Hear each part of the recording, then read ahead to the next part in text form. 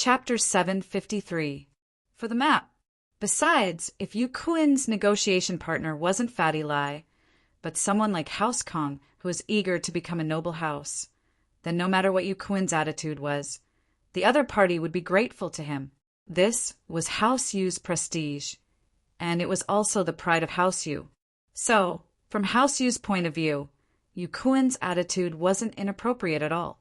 House Yu talking to someone else was a form of charity, a form of grace. But this time, they were looking for the wrong person.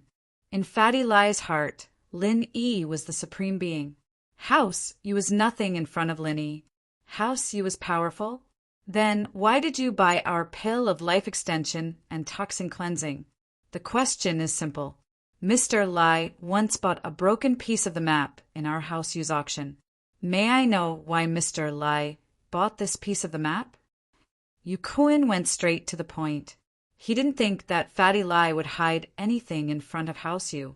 If he was able to participate in House Yu's auction, then he must know House Yu's background. Who would dare go against House Yu? Map? What map? Fatty Lai was startled. Since when did he buy a map? Yu Kuin looked at Fatty Lai's expression and froze as well. He was a practitioner of martial arts and was good at reading people's expressions. From Fatty Lai's shocked expression, it seemed like Fatty Lai didn't know much about the map. However, Fatty Lai suddenly remembered that he did help Lin Yi bid for a fragment of the map. Could it be that House Yu's people were here for the map? What cooperation? Benefits? Were they all excuses? Fatty Lai thought that it was possible. It was obvious that Yu Kuin came with a purpose, and that purpose was the map fragment. What kind of secret was hidden in the map? Mr. Lai, are you forgetful? Yu Kuin looked at Fatty Lai mockingly. You bought a map from the auction. How could you not remember? I remember. Fatty Lai knew he couldn't hide it anymore, so he admitted it. But I bought it out of curiosity, so I didn't think of it when you asked. Indeed, there is such a sheepskin map. Since Mr. Lai remembered, that's great. What are you going to do with this map? Can you tell me? In other words, do you have a similar map fragment in your hands? Yu Kuin was 80% sure that Fatty Lai didn't know what the map was for. Otherwise, Fatty Lai wouldn't have that shocked expression on his face when Lin Yi asked him about it. I'm just curious, it's no big deal. I've never seen anything like it. Fatty Lai shook his head. Really? Obviously, Yu Kuin didn't trust Fatty Lai's words. Fatty Lai might not know the secret of the map, but if he hadn't seen the map before, why would he buy something useless? Of course, Fatty Lai smiled. All right, if that's the case, give me the map and I'll still give you something good. Yu Kuin decided to change his strategy. He wanted Fatty Lai to give him the map. If it was useful to him, he wouldn't give it to him. If it was useless, he would give it to him. Oh, you want to give me something good? Can you tell me about it first, Mr. Yu? Fatty Lai didn't agree to Yu Kuin's request directly. It's fine if I tell you. As long as you give me the map, House Yu will be the sole distributor of Miracle Dr. Guan's medical company, Yu Kuin said faintly. All you have to do is sit back and count your money. Huh. Fatty Lai looked at Yu Kuin in disbelief. You call this a benefit? You sure have a big appetite. You want to be the sole distributor of my company's products? Are you an idiot, or am I an idiot? The popularity of Miracle Dr. Guan's medical company's products was foreseeable. Fatty Lai knew how powerful Lin Yi was and how effective the products were. It could be said that whoever was the distributor would make the most money. Fatty Lai, on the other hand, didn't want to give up the dealership. He had a trading company that had merged with Miracle Dr. Guan's medical company to become a marketing department. He could do his own channels, so why would he give the profits to others? Of course, if it was a small company that wasn't famous, if they could establish a relationship with House Yu's trading company and let them be the sole distributor, they wouldn't have to worry about the sales. House Yu had a wide network. No matter where it was, they would give them face. So, under normal circumstances, if House Yu were to be the sole distributor of a new product, the company would save a lot of effort. Not only would they save on the distribution fees and advertising fees, They wouldn't have to worry about the sales of the product, because everything would be decided by House U. However, to Fatty Lie, this was like asking for a lion's share. How was this a benefit? It was obvious that Fatty Lie wanted benefits from him. How is it? Aren't the conditions good? Yu Kuan saw Fatty Lie's surprised expression and thought that he was shocked by the generous conditions. He couldn't help but feel proud. Hee, if it's a distribution cooperation, then I can't make the decision. Our Miracle Dr. Guan's medical company has a sales department and we have our own distribution channels. Fatty Lie smiled apologetically, but if House U's trading company wants to order some injury medicine in bulk, we can give you a good price. What do you mean? Yu Kuan's face darkened immediately. He didn't expect Fatty Lie to reject him. House U offered to be the agent of Miracle Dr. Guan's medical company and was rejected? Yu Kuan felt like he had lost face. Not only did he lose face, but House U also lost face. How could Fatty Lie refuse to do something that others could only dream of? Didn't he know how wide House U's distribution channels were? A new product that hadn't even entered the market. And he wanted to create his own distribution channels? The market was now under the control of Dr. Kang's golden creation. How could a new brand like you want to create your own?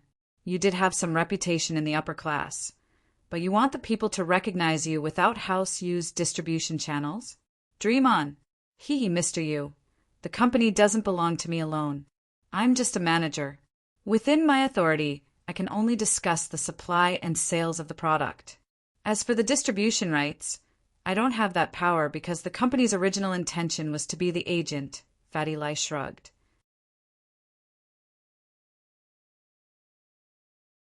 Chapter 754.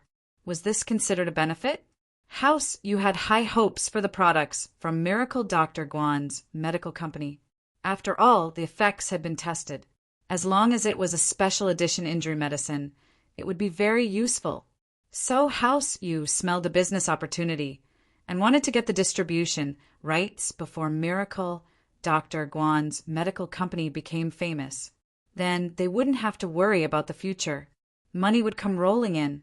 From House U's perspective, although Miracle Dr. Guan's medical company had good products, it was still a small company. They would definitely feel uneasy when the new products hit the market. If a giant like House U cooperated with them, they would be overjoyed. They would even give up a lot of benefits. House U's plan was good. That was why Yu Kuan was so arrogant. He didn't want to be rejected by Fatty Lie and lose all his face. His arrogant attitude before was like a monkey.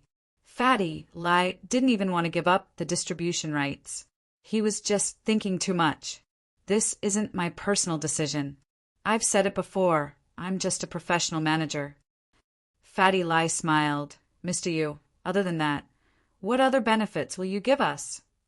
Fatty Lie's words sounded like mockery to Yu Kuan's ears. Yu Kuan's face turned red, and he looked at Fatty Lie with hatred. Piece of the map, name a price. I'm sorry, I don't lack money. Besides, I gave the map to someone else. Fatty Lie shook his head. Gave it to someone else? You actually gave it to someone else? Yu Kuan was agitated and lost his good attitude. He was one of the most outstanding disciples of the third generation of House U. He was the object of admiration everywhere. But here he was being rejected. He had lost his patience and was getting angry. I bought it with my own money. Why can't I give it to someone else? Fatty Lie shrugged. Good, very good. We'll see. Yu Kuan stood up and walked out of the guest room. You will know the price of offending House U. Offending House U? Fatty Lie looked at Yu Kuan's back and laughed coldly. This was a disciple of House U? What the hell? He had been talking to him in a friendly manner. He only rejected his overbearing suggestion, and now he offended House U? With this kind of upbringing, House U wouldn't last more than 3 generations. In the past, Fatty Lie might have been afraid of House U, afraid that they would cause trouble for his company in the future. But now that he was with Lin Yi, he felt that Lin Yi was omnipotent. House U was nothing compared to Lin Yi. After Yu Kun left, Fatty Lai called Lin Yi. He had to tell Lin Yi about this. Boss, is it convenient for you to speak now? Fatty Lai asked. Speak. Lin Yi had just arrived at school, and there was no class today, so no one noticed that Lin Yi was answering the phone in the classroom. Just now, House Yu sent someone over. Fatty Lai said, it's a young man called Yu Kun. He looks like he's in his 20s. House Yu? Yu Kun? What are they here for? Hearing the two words House Yu, Lin Yi took a deep breath. They're here to ask about the fragment of the map that you bought at House Yu's auction. Fatty Lai said, they asked me if I know what it's used for and if I've seen similar fragments. Oh, could it be that they purposely took out the fragment of the map from the auction? Lin Yi suddenly thought of the young man who followed him that night. His martial arts weren't weak. At first, he thought that he was sent by House Kong, but now that he thought about it, House Kong didn't have any masters. To be able to order a golden class master around, who else other than the aristocratic families could do it? Could it be that he was also from House Yu? Did he follow them for the fragment of the map as well? That's possible. Fatty Lai nodded. Otherwise, he wouldn't have tried to buy the fragment of the map from me. If they wanted it, they could have gotten it at the auction. They wouldn't have to go through so much trouble. Huh. Lin Yi smiled faintly. The fragment of the map seemed to be a treasure.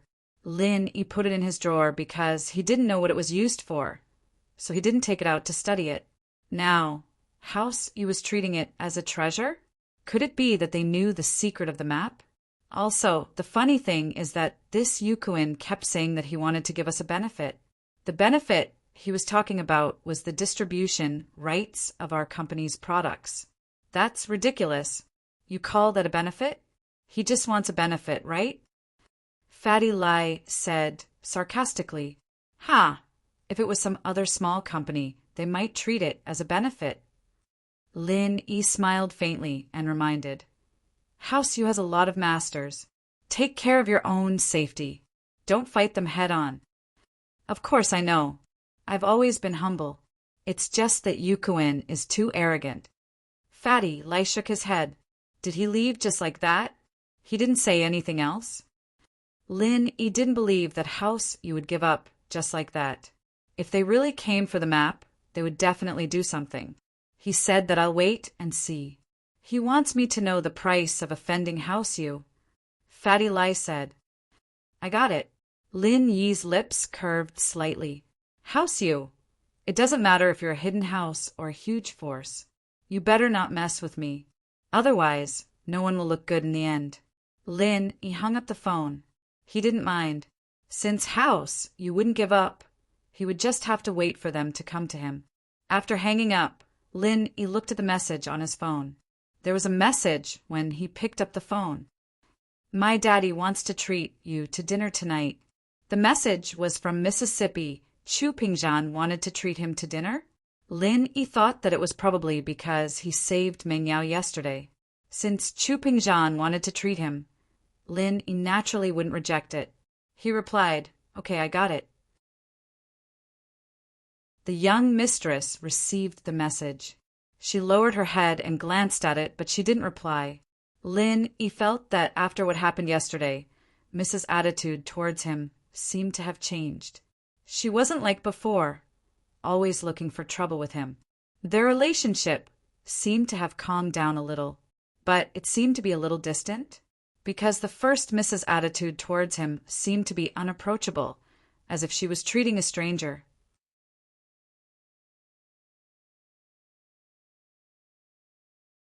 Chapter 755. The miss with insomnia without a doubt. With Lin Yi joining the villa, Meng Yao was confused at first, but after Meng Yao completely accepted Lin Yi's existence, Meng Yao didn't want Lin Yi to leave. Lin Yi took care of her meticulously, even better than her father and Faubert. He allowed the miss, who lacked a mother's love since young, to find her own happiness. She even wanted to let Lin Yi stay in the villa for the rest of his life, taking care of her and Shu. But Meng Yao knew that it was impossible. There was still Tang Yin in the middle, And this was the reason why the miss hated Tang Yin so much. She didn't think that she hated Tang Yin because she liked Lin Yi, but because Tang Yin took away the happiness that was supposed to belong to her. If Lin Yi left, who would care for her? Meng Yao didn't want Lin Yi to leave. It wasn't until yesterday, when Lin Yi looked at her body, that Meng Yao had some strange thoughts in her mind. If Lin Yi was her boyfriend, then wouldn't he have left? Even Meng Yao herself was shocked by the thought. She liked Lin Yi? Was it true? Impossible. It must be because she was messing around all day, calling her first wife and second wife, that she was going crazy. But Meng Yao really wanted Lin Yi to stay. She didn't know what to do. Who could she talk to? With Yushu. That girl's mouth wasn't tight, and she had a wild imagination. She might not even be able to express herself clearly, and it would become that she was chasing after Lin Yi. Meng Yao didn't dare to tell her. Her father just called, saying that they were going out for dinner to thank Lin Yi, so Meng Yao sent Lin Yi a text. Seeing that Lin Yi agreed, Meng Yao calmed down. Yao sis? What's wrong? Why do you look like you're in a trance? Yushu observed Meng Yao for a long time. Trance? No way, right? I didn't sleep well last night. Meng Yao shook her head. Oh, then why didn't you sleep well? Yushu asked. It's because I've just recovered from a serious illness. Meng Yao, naturally, wouldn't reveal her true thoughts. Oh, I thought you were thinking of Shield Bro, Yushu said, staring at Meng Yao. What do I want him to do? You think I'm like you? Meng Yao frowned, turning her head away from Yushu. Yao sis, I feel like something's wrong with you, Yushu said seriously. What's wrong now? Meng Yao felt that Yushu was really annoying. She just liked to find out this and that whenever she had nothing better to do. It's hard to say. I'll tell you after I observe, Yushu said after some thought. Oh. Meng Yao didn't know what to say. Keep observing then, I'll go read. With that, Meng Yao picked up a revision book and started reading. Yushu stared at Meng Yao for a while, but didn't find anything wrong with her. She went back to her book as well. After school, Lin Yi drove Tang Yun back to the hospital before heading to Pingzhan Business Hotel. Pingzhan was treating. Naturally, this was his first choice. Pingzhan Business Hotel seemed to be unusually crowded today. The outdoor parking lot in front of the entrance was already full. Lin Yi had no choice but to drive to the underground parking lot. The underground parking lot was a membership system. Only guests with Pingzhan Business Hotel's membership card could park there. When the manager of the parking lot saw Lin Yi driving a broken van with a diamond card, he was shocked. Was this the dirty hobby of rich people? Lin Yi didn't care about the expression on the manager's face. In fact, Lin Yi didn't have to drive this broken van to show off. It was just that there was a car that Lin Yi couldn't be bothered to change. If this car broke down or got lost, Lin Yi would just change to another one. The elevator in the parking lot went straight to the private room upstairs. It was the same room that Pingzhan treated him to last time. Lin Yi knocked on the door. Soon, Faubert opened the door and saw Lin Yi. Mr. Lin, you're here. Faubert's attitude towards Lin Yi changed from normal to sincere respect. This was because of his understanding of Lin Yi's strength. Lin Yi fought Uncle Zhu to a draw, and Uncle Zhu was lying on the bed right now. Lin Yi, on the other hand, acted as if nothing had happened. People with strength would always be respected by others. Faubert was a golden-class physical practitioner. He was naturally respectful towards a mystic-class spiritual practitioner like Lin Yi. This had nothing to do with Pingzhan. It was just his personal respect towards Lin Yi. Faubert, am I late? Sorry to keep everyone waiting. Lin Yi smiled as he walked into the room. Oh, Shield Bro is here. Can I start eating now? Yushu obviously couldn't wait any longer. She looked at the dishes on the table with saliva dripping from her mouth. Shu. Meng Yao glared at Yushu. Don't be rude. Why do you look like a starving ghost? Be careful that you won't be able to find a husband in the future. Oh, I can if you can find one. Yushu didn't care at all. Ah. Meng Yao was speechless. Lin Yi, come sit. Pingzhan stood up from his seat and walked towards Lin Yi. Pingzhan was very confident in Lin Yi's ability. His daughter was safe this time, and the school's problem was solved perfectly. Lin Yi was the main reason. Ah, Uncle Chu, you're welcome. Lin Yi quickly made a gesture of invitation. Uncle Chu, please sit. Pingzhan was Lin Yi's elder. Lin Yi naturally wouldn't be rude. Meng Yao saw that her dad stood up, and it wasn't nice for her to sit either. She held Shu's hand and stood up. Lin Yi, thank you for yesterday. Oh, Yao sis, you're welcome. We're family, right? You're Shield Bro's first wife. Of course Shield Bro has to save you, or he won't have a wife anymore. Yushu mumbled with a bun stuffed in her mouth. Shu, what nonsense are you talking about?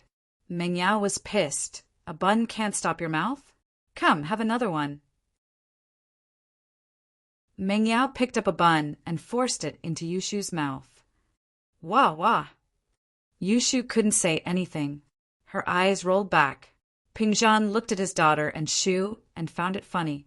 He couldn't help but laugh. Lin Yi was used to it. He shrugged. Don't stuff her to death. Meng Yao blushed at Lin Yi's words. She remembered what happened last time and felt sorry for Shu. She pulled the bun out of her mouth and put it on the plate. Pingzhan smiled and invited Lin Yi to sit. Lin Yi sat on Meng Yao's left, and Yushu sat on Meng Yao's right.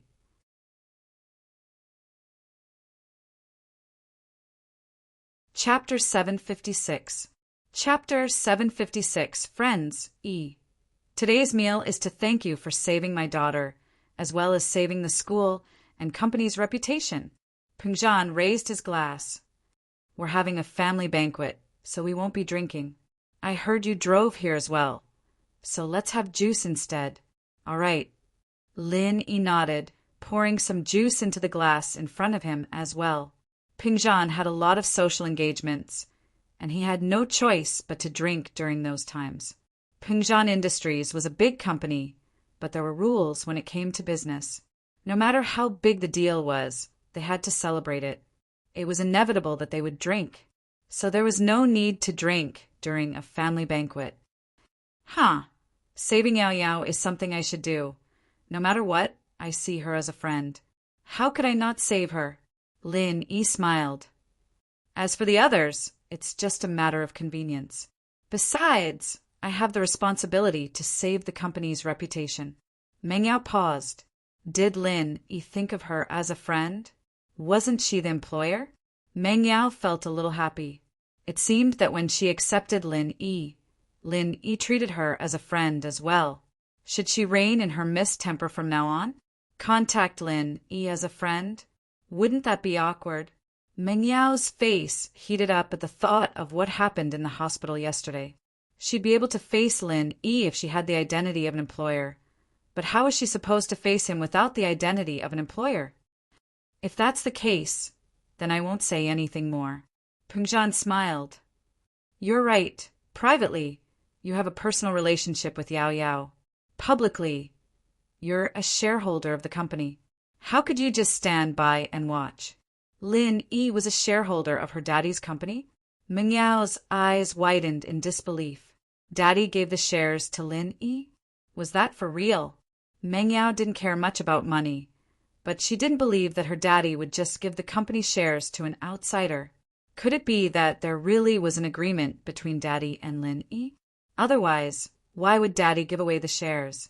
Wouldn't that divide the company's controlling stake? Once Lin Yi's shares were transferred or Lin Yi leaned towards another shareholder, wouldn't his father's position be in danger? Meng Yao didn't think that Lin Yi was an ungrateful person. Pingzhan saw his daughter's puzzled gaze and smiled at Lin Yi. Yao still doesn't know that you're a shareholder of the company? You didn't tell her? I've never thought of myself as a shareholder, and if I hadn't mentioned it today, I'm afraid I would have forgotten about it. Lin Yi smiled bitterly. Lin Yi's words took Pingzhan by surprise. Lin Yi was probably the only one who'd think like that.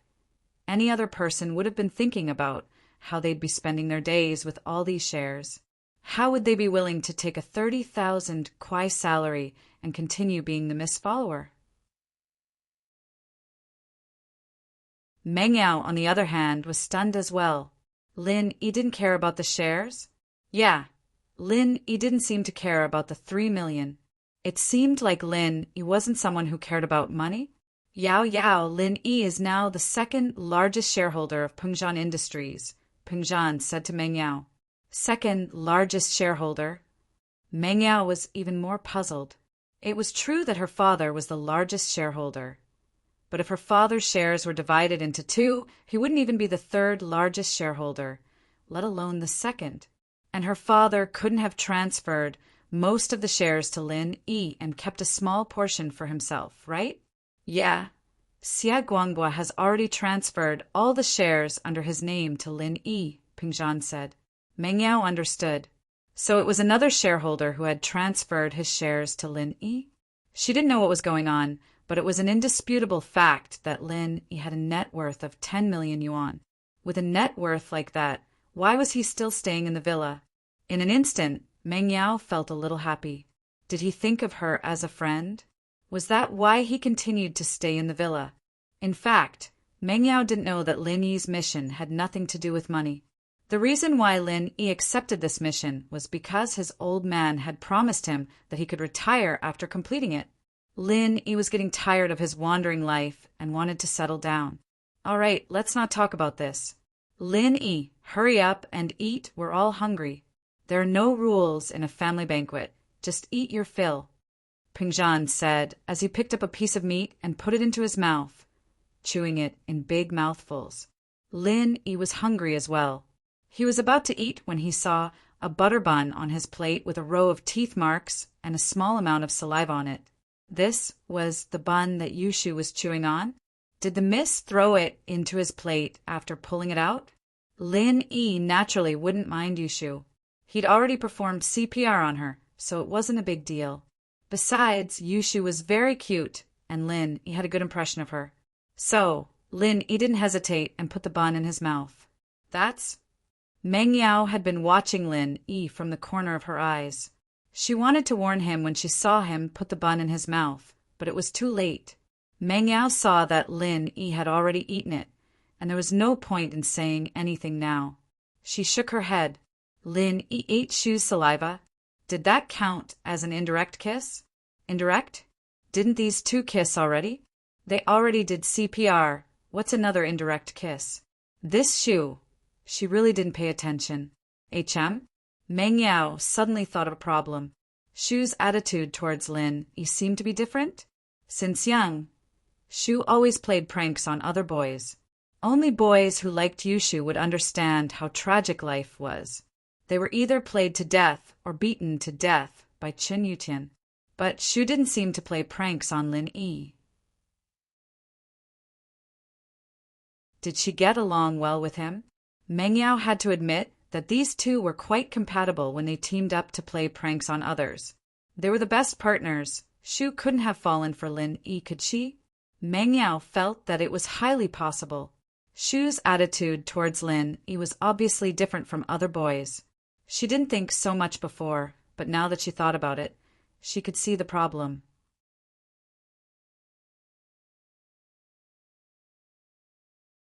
Chapter 757. The villa screams Meng Yao was distracted during meal. She didn't even hear Pengzhan calling her. Ah. Meng Yao looked at her dad, stunned. Daddy, you're calling me? Haha, Yao, what's on your mind?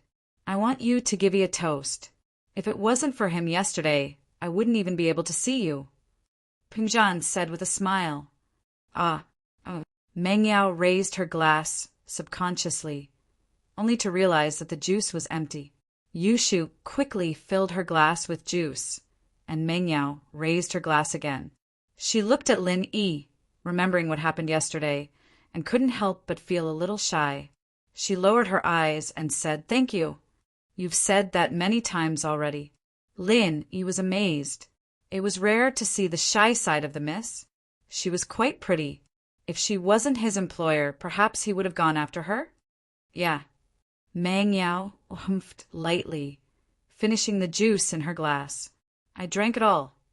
Lin Yi finished his as well. He could tell that the miss wasn't used to social gatherings like this.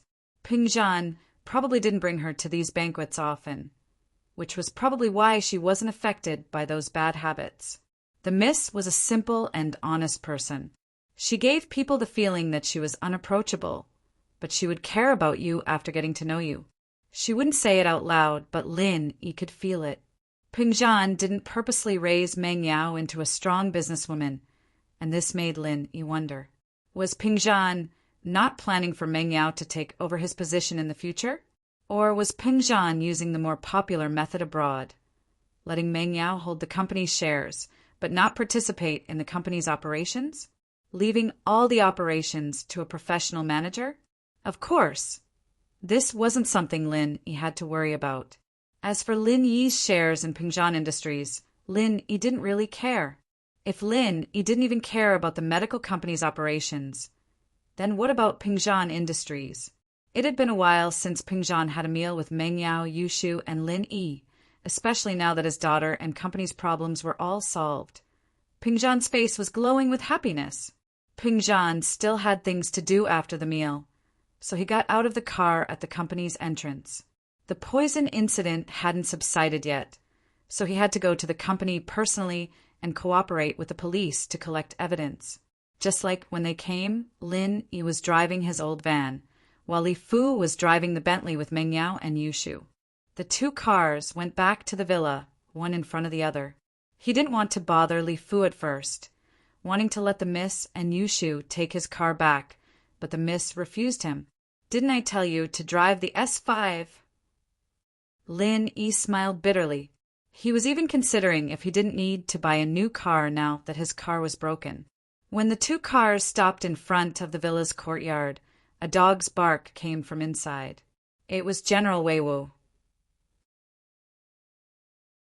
Lin Yi tensed up subconsciously. He touched the jade on his chest, and the jade sent out a signal. Lin Yi instantly went into a state of alertness. General Weiwu wouldn't bark for no reason, especially when Meng Yao and Lin Yi were coming back. It might have reacted if it was a stranger, but it was familiar with them. General Weiwu was very familiar with Lin Yi, Meng Yao, Yushu, and even Faubert. General Weiwu's abnormal barking must be a sign that something was amiss. The jade on Lin Yi's chest, in particular, had a similar reaction. Meng Yao and Yushu got off the car and were shocked when they heard General Weiwu's barking. "Don't go in yet, it's dangerous," Lin Yi said with a shake of his head. Faubert, on the other hand, jumped off the car. Faubert was also a golden class master, and he could feel that something was wrong. But before Meng Yao could ask anything, another scream came from inside the villa. It was General Weiwu's voice, and then there was silence. "General Weiwu!" Meng Yao was shocked. Her heart tightened, and she didn't care much. She opened the door and wanted to rush in. General Weiwu could be said to have grown up with Meng Yao, accompanying her from her childhood to her teenage years. They had a deep relationship. It could be said that before Lin Yi came to the villa, General Weiwu was Meng Yao's only friend other than Yushu. So General Weiwu's sudden scream made Meng Yao very worried. The only thought in her mind was to rush in and see what was wrong with General Weiwu. General Weiwu's scream changed Lin Yi's plan. Lin Yi wanted to sneak into the villa to check it out, but the situation had changed. Meng Yao rushed in, and Yushu naturally followed. Although her relationship with General Weiwu wasn't as deep as Meng Yao's, it wasn't shallow either. Plus, General Weiwu had saved two people's lives. If it wasn't for General Weiwu, Lin Yi wouldn't have been able to find Meng Yao and Yushu so quickly at Mount Chuanyan. The two entered the villa, and Lin Yi and Faubert didn't dare to delay and followed them in. Meng Yao turned on the chandelier in the living room, and General Weiwu was curled up on the floor. There was blood at the corner of his mouth, and he didn't know if he was dead or alive. Not far from General Weiwu was a man in black. After Yu Kuan left Lai Changyi's company, he sneaked into Lai Changyi's villa. He didn't believe Lai Changyi's words, and he wanted to go to his place to search for the map. However, Yu Kuan didn't find anything at Fatty Lai's place. He was very confident in his searching ability. After his search, he even found the key to the safe that Fatty Lai hid under the floor. But there was still no sign of the map. Yu Kuan was absolutely sure that the map wasn't in Lai Changyi's house. However, Yu Kuan wasn't discouraged. According to his previous investigation, there were two people with Lai Changyi at the auction. One was Lin Yi, and the other was Guan Shuamin. Lin Yi was the young man he met at the pharmacy.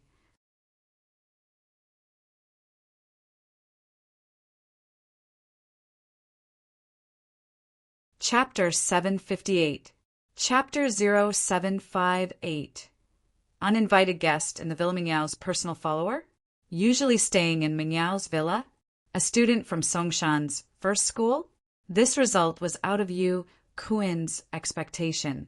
He thought that Lin Yi was someone who had a close relationship with Guan Shuamin or Lai Changyi, but he didn't expect that to be the case. Instead, he was hired by Pingzhan Industries' Miss Mengyao. But the more it was like this, the more suspicious Yu Kuan felt. Why would a Miss Personal Follower come to Yanjing City to attend House Yu's auction? It was possible for Pingzhan to attend the auction as a business tycoon, but who was Lin Yi? What was his relationship with Guan Shuamin and Lai Changyi? Why would people like Guan Shuamin and Lai Changyi be friends with a Miss Personal Follower? This didn't make sense at all. So, after leaving Fatty Lai's villa, Yu Kuan locked onto Lin Yi. He felt that Lin Yi was more suspicious than Guan Shuamin. If the map wasn't in Fatty Lai's hands, then it was most likely in Lin Yi's hands. So, Yu Kuan's second stop was Mingyao's villa. Luckily, there was no one in the villa other than a dog. However, the dog was very obedient. After seeing Yu Kuan, it obediently curled up into a ball and ignored Yu Kuan. Since the dog didn't bother him, Yu Kuan was too lazy to deal with the dog. He started his search. Luckily, when he started searching the rooms on the first floor, he found a room similar to the one Lin Yi lived in. There were a lot of men's clothes in the room, and according to his investigation, there was no one else in Mingyao's villa other than Lin Yi. He stopped in the room and started searching. Lin Yi only placed the map in the drawer, so Yu Kuan didn't have to spend much effort to find the map and the Waniyankin box in the drawer. This box was bought by Fatty Lai from the Kong family during the auction. Yu Kuan didn't know what it was used for, but since he saw that Lin Yi was placed together with the map, Yu Kuan took it with him. This was truly a case of walking all over the place in search of iron shoes, only to find it by chance. Yu Kuan didn't expect his mission to be so successful. Not only did he get the map back, but he also got another piece of the map and an unknown box. From the way Lin Yi placed it, it was obvious that Lin Yi didn't know what the use of the box and the map was.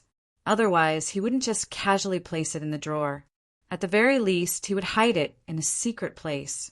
So it could be deduced that the reason why Lin Yi bought the map was because he also had a similar map. He wanted to put the two pieces together and study them. But what secret could he find from these two pieces? Yu Kuan curled his lips. This Lin Yi was really an idiot.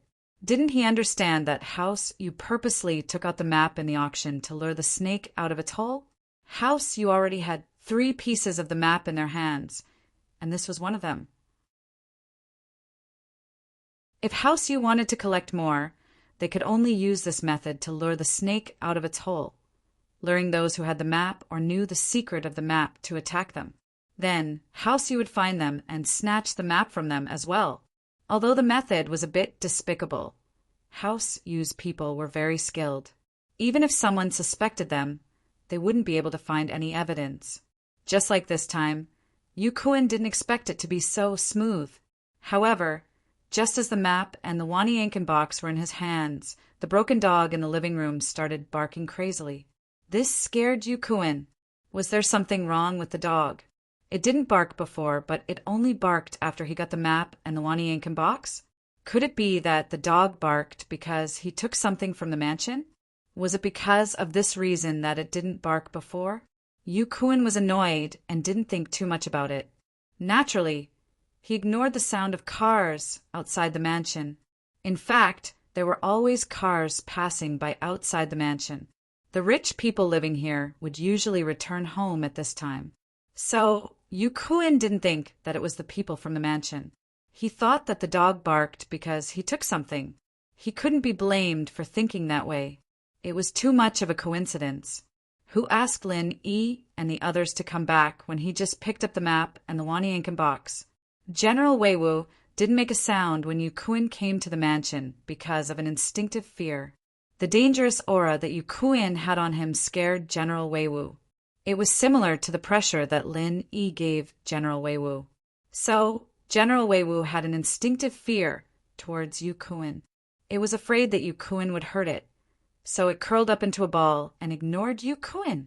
However, General Weiwu could tell that Yukuin didn't come with good intentions. So, when Meng Yao's car returned to the mansion, General Weiwu was afraid that Meng Yao would enter the mansion recklessly and get hurt by Yukuin. In order to prevent Meng Yao from getting hurt, General Weiwu barked. It was warning Meng Yao that there was danger inside the mansion. It told Meng Yao not to enter. Meng Yao treated General Weiwu well, and General Weiwu was grateful. It was understandable, but Yukuin misunderstood General Weiwu's intention. He thought that General Weiwu didn't want him to take something. So, Yukuin felt disgusted. You're just a dog. I've already spared your life when I came here. You're fine, and you're just staying there. How dare you bark? You really don't know what's good for you. How powerful was Yukuin? He was a late phase golden class master. He kicked General Weiwu's body, and General Weiwu's internal organs were injured. He spat out blood and fell to the ground. It was obvious that he wouldn't be able to live. Meng Yao entered the mansion and saw General Weiwu dead on the floor. There was a man in black beside General Weiwu. She was shocked.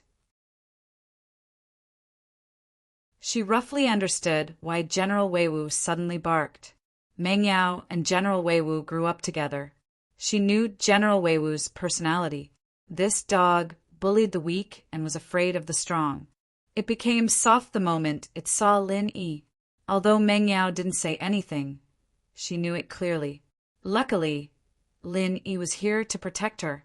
She wasn't worried that General Weiwu wouldn't care about him.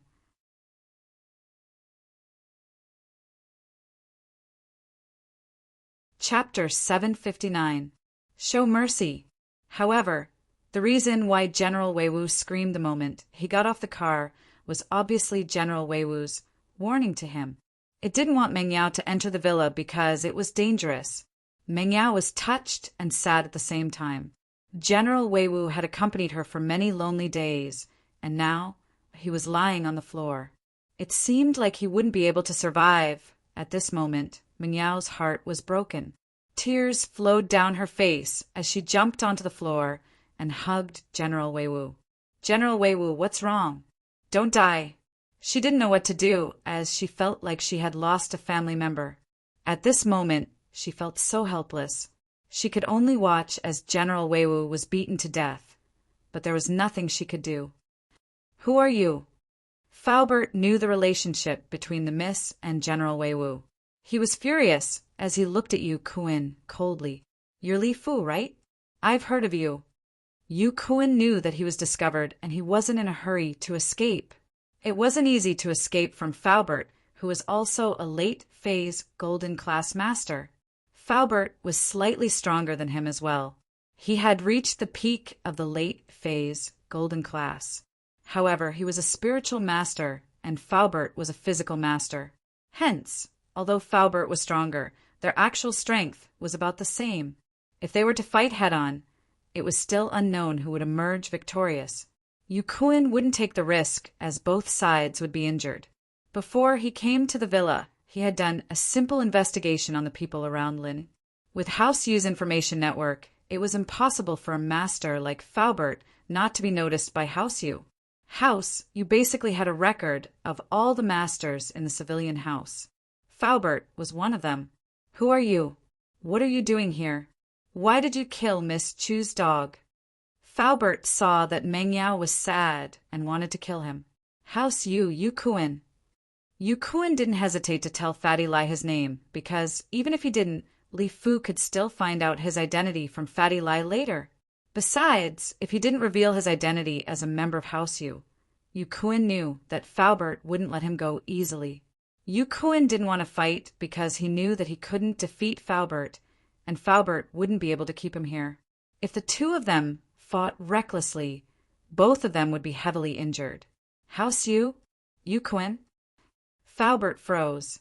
He didn't expect the person in front of him to be from House Yu. Faubert, naturally, knew about House Yu's situation. His face couldn't help but turn ugly. House Yu was a giant, not to mention Faubert. Even Pingzhan couldn't afford to offend them. Li Fu, you're a physical master at the peak of the late phase of Golden Class, right? Yu Kuan looked at Faubert and said calmly, I'm at the late phase of the Golden Class. You can't keep me here. You want to leave just like that? Faubert was in a dilemma. If Yu Kuan's strength was, as he said, then Faubert really couldn't do anything to him. A spiritual master was always stronger than a physical master. Both of their strengths could be said to be on par. On the other hand, Faubert was afraid of his identity as a member of House Yu, so he didn't dare to act rashly. Or what? Yu Kuan saw that Faubert was afraid of him and said arrogantly. Meng Yao was grieving. General Weiwu, who was in her arms, seemed to move. Meng Yao was surprised and opened her eyes wide. But General Weiwu didn't move anymore. General Weiwu, don't die, please don't die. Meng Yao never thought that General Weiwu would leave her one day. She used to dream that when she had her own children, she wanted General Weiwu to play with them, just like how she played with General Weiwu in the past. Yao, sis, don't be sad. Maybe Shield Bro has a way. Yushu saw that General Weiwu was exhaling more than he was inhaling. She knew that General Weiwu couldn't be saved, but seeing Meng Yao's sadness, she quickly comforted her. Yushu didn't feel good either. Although her relationship with General Weiwu wasn't as deep as Meng Yao's, they often played together. She was used to General Weiwu's existence. When Meng Yao heard Lin Yi's name, hatred flashed in her eyes. She raised her head and said to Lin Yi word by word, Lin Yi, kill this murderer for me. Okay. Lin Yi heard the Miss's words and nodded calmly. He had already recognized the young man in black in front of him. It was the young man he met in front of the pharmacy in Yanjing City on the night of the auction. When he heard his name, he couldn't help but understand. So he was the Yu Kuan who looked for Fatty Lai before. He didn't even look for him, and he actually came looking for him? Lin Yi wasn't a person who liked to cause trouble, but if someone wanted to bully him, he wouldn't let them bully him either. House Yu. Lin Yi took a deep breath. All right, House Yu. Since you guys appeared in my life again, don't blame me for being rude. Are you here to steal my map? Lin Yi walked towards Yu Kuan and asked calmly. Steal? This belongs to House Yu. It's useless even if you want it.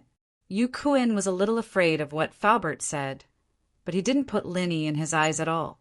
In House Yu's information, it didn't mention that Lin Yi was a master. So he didn't even think that Lin Yi was a master. He was just Meng Yao's bodyguard. How strong could he be? At most, he was a retired Special Forces soldier or a Sonda athlete. He couldn't possibly be a master. Pingzhan's Faubert was only at the peak of the late phase of Golden Class. Miss Chu's bodyguard couldn't possibly be stronger than Faubert, could he? What's the use of the map? Lin Yi asked. Do you think I can tell you? Besides, I don't know either. Yu Kuan looked at Lin Yi with disdain. Oh, then you've lost the value of your existence. You can die now. Lin Yi suddenly attacked, releasing his aura in an instant. Lil Yi, have mercy. Faubert was shocked. He didn't think that Lin Yi would kill Yu Kuan with just a few words. He was shocked and quickly stopped him. How could he let someone from House Yu die in the villa? Wouldn't there be no end to the trouble after that? How could Pingzhan handle it? How could he fight against the giant House Yu?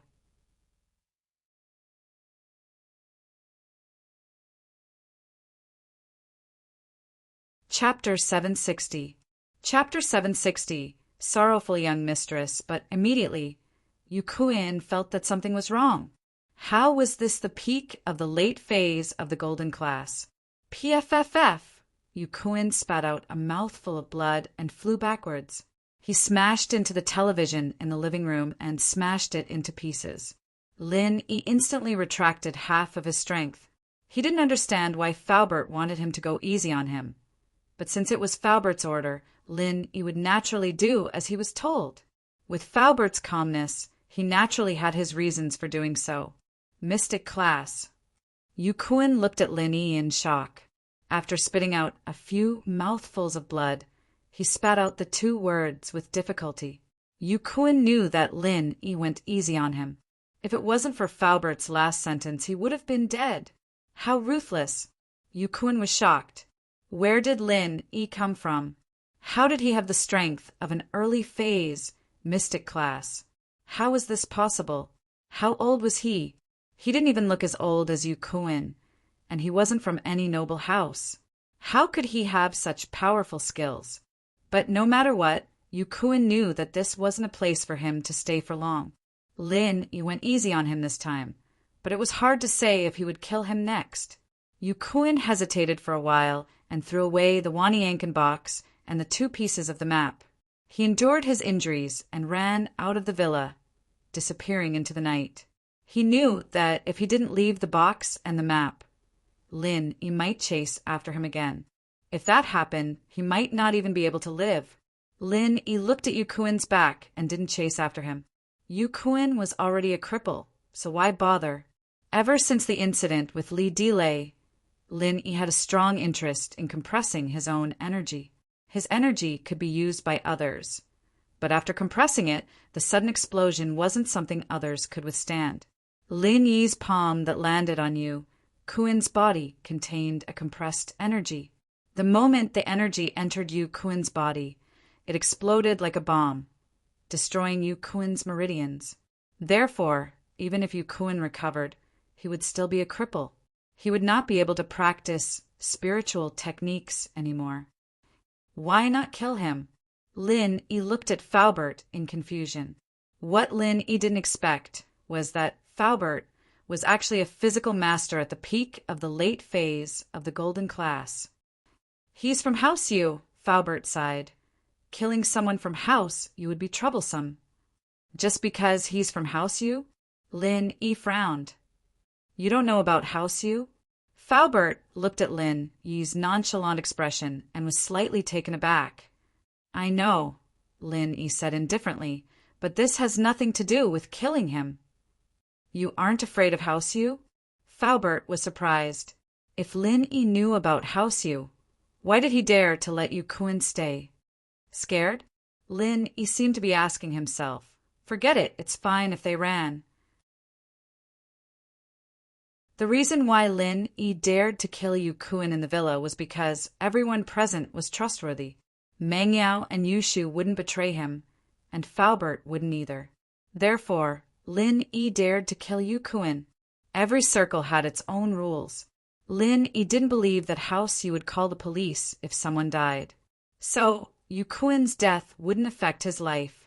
It was just like Zhanglong and Liao who were beside Sihua. If they died, then so be it. This was different from Master Bing, Jiang Wen, and Zhongping Liang. Master Bing could die, but Lin Yi couldn't kill him in front of everyone. If Jiang Wen and Zhongping Liang died, the police would definitely take action. This was why Lin Yi treated different people differently. Faubert heard Lin Yi's words and suddenly remembered Lin Yi's strength. Early phase mystic class. Was Lin Yi really at the early phase mystic class? Then, what kind of background did Lin Yi have? As for Lin Yi, why would he appear beside the miss? Where did Mr. Chu invite him to come from? Such a master actually accompanied the miss to school and play with her every day, like a follower? Faubert was more and more suspicious of Lin Yi. What kind of person was he? However, since Pingzhan and Lin Yi didn't say anything, Faubert wouldn't ask. He sighed slightly and walked towards Meng Yao. Meng Yao was angry at the moment, so she asked Lin Yi to kill Yu Kuin. But when Lin Yi really did it, she regretted it. She couldn't let Lin Yi become a murderer because of her. So, although Meng Yao was disappointed that Yu Kuan escaped, she was glad at the same time. If Lin Yi really killed Yu Kuan, how would she clean up the mess? Miss Chu, he's from House Yu. We can't mess with him for now.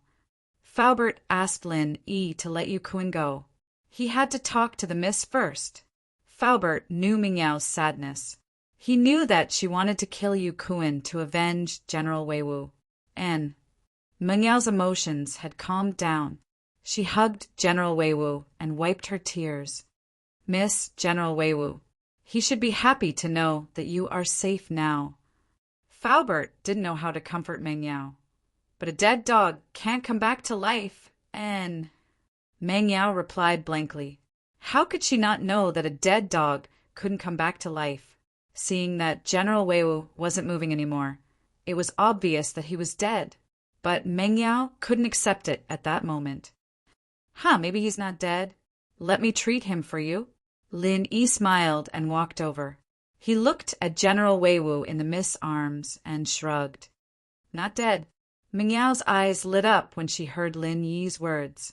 She looked at Lin Yi in disbelief and said emotionally, Lin Yi said that he's not dead? You're not lying to me. Have I ever lied to you? Lin Yi took General Wei Wu from the Miss' arms and accidentally touched Meng Yao's chest. It was very soft. Although it wasn't big, it was very bouncy. It didn't feel too bad. Lin Yi recalled the feeling in that moment. Meng Yao's face reddened. She didn't wear much in the summer, and Meng Yao wouldn't wear something with a lot of sponge in it. She only wore a thin layer of brassieres, so how could she not feel his touch? Humph. Meng Yao glared at Lin Yi. Then hurry up and treat him, or I'll deal with you. You won't deal with me if I treat him? Lin Yi teased. Oh, if you cure it, Yao Yao will let you touch it again? Yu Shu, who'd seen Lin Yi touching Meng Yao's chest, said. Shu.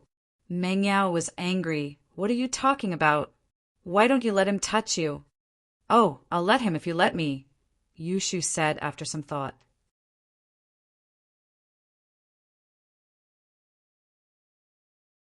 Chapter 761. His strength increased again.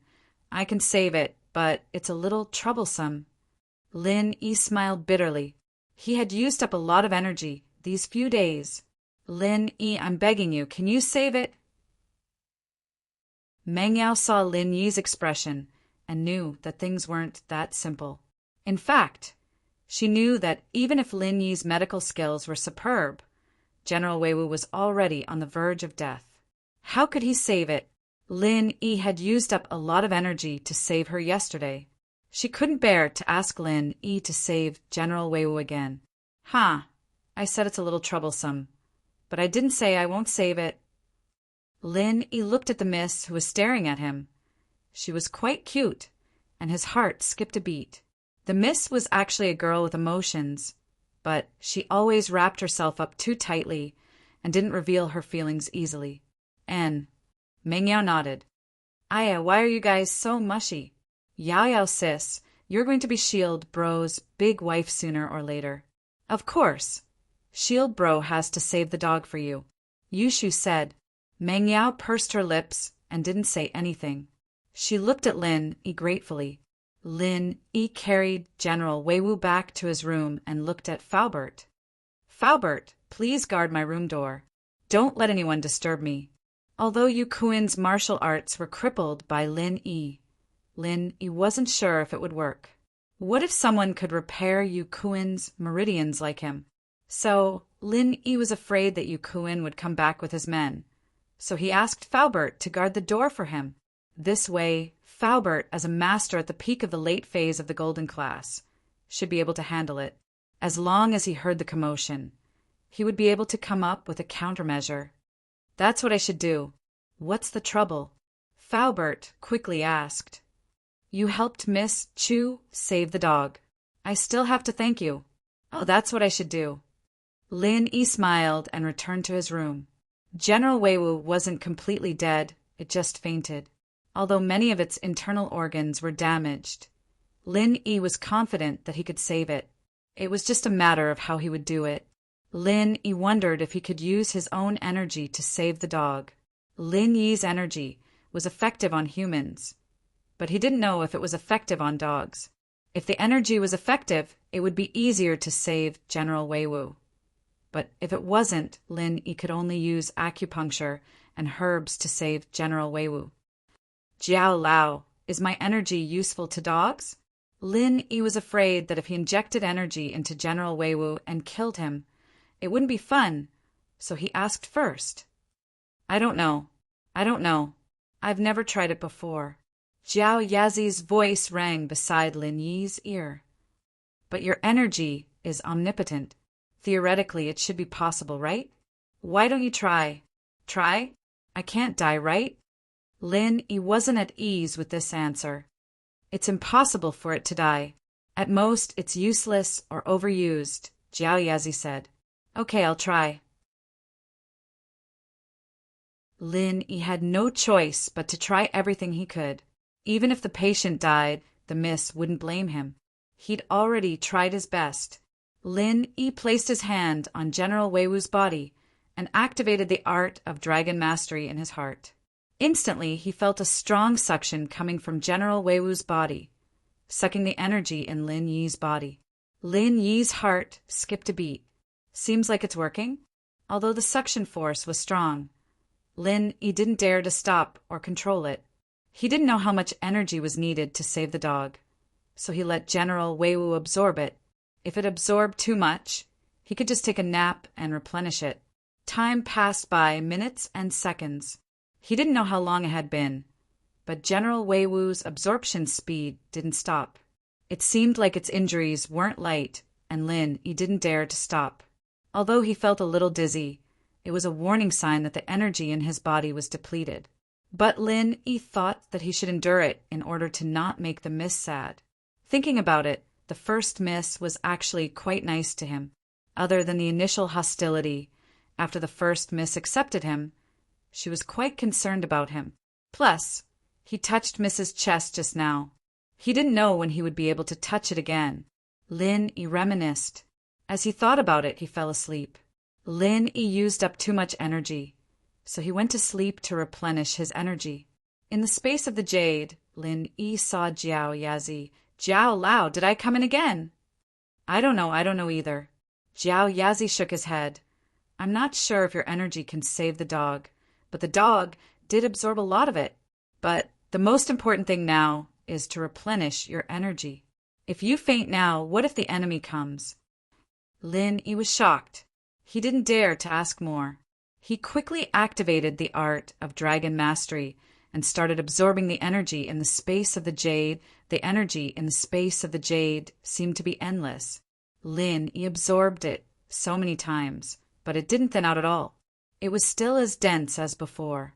Lin Yi felt that every pore on his body was open and absorbing the energy. He didn't know how much time had passed, but he suddenly felt the energy in his body fill up like never before. Mystic early phase peak?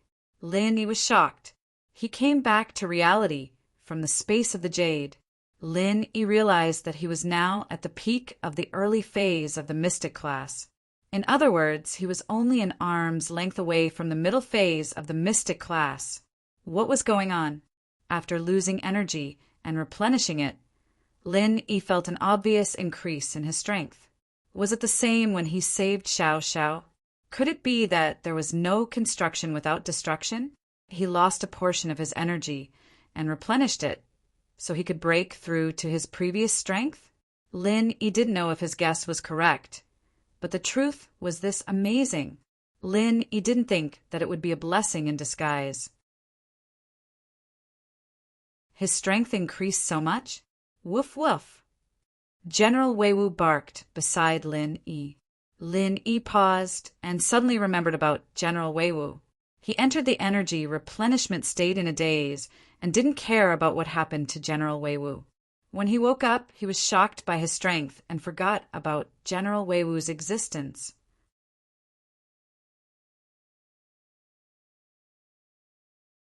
Chapter 762. Golden Division Dog It. Seemed like General Weiwu was recovering well. Wait a minute. Lin Yi suddenly realized that something was wrong with General Weiwu. It seemed to be much stronger than before. It seemed to be in good spirits. Other than that, there was another important question. What kind of aura was being emitted from General Weiwu's body? What the heck? Lin Yi's eyes widened in shock. Was this General Weiwu still General Weiwu? Why did it seem different? Lin Yi looked at General Weiwu in disbelief. What kind of dog was this? Was this still a normal dog? This was obviously a Golden Division dog. After the shock, Lin Yi reached out to pat General Weiwu's head.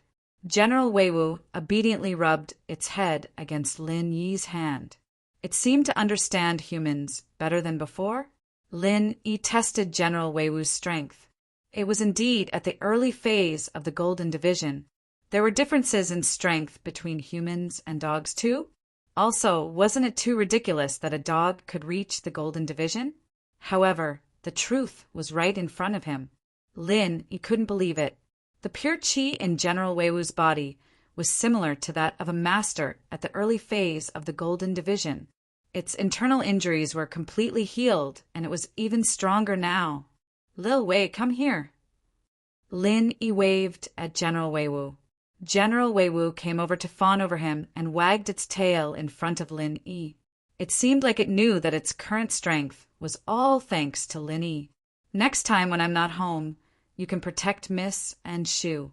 But you can't fight, understand? Lin Yi was afraid that General Weiwu didn't know how to use its strength and hurt people. With this kind of strength, wouldn't a normal person die instantly? Woof woof. General Weiwu responded and wagged its tail as if it understood Lin Yi's words. Okay, since you're so obedient, I won't take back your power. Lin Yi originally wanted to destroy General Weiwu's power. A dog having the power of a Golden Division was unbelievable, no matter how he looked at it. But since General Weiwu could understand him, it might not be a bad thing to keep it. At least it could be a helper. Also, Lin Yi had an immature thought. If his energy could transform a normal dog into a Golden Class Master, then could he turn a normal person into a Golden Class Master? This was something that needed to be researched. If his energy really had such an effect, then wouldn't he be able to mass-produce Golden Class Masters? Lin Yi raised his head and looked in the direction of the curtains, only to find that the sky was already turning bright. Had the night already passed? Lin Yi suddenly remembered that he asked Faubert to guard the door. Did Faubert go back to rest? With that thought, Lin Yi quickly got up and opened the door. The villa's living room was brightly lit. Faubert was guarding not far from Lin Yi's room. Meng Yao and Yushu, on the other hand, were leaning on each other, sitting on the sofa. They weren't asleep, but their faces were filled with anxiety. Peng Zhan was here as well. He sat on the sofa opposite Meng Yao and Yushu.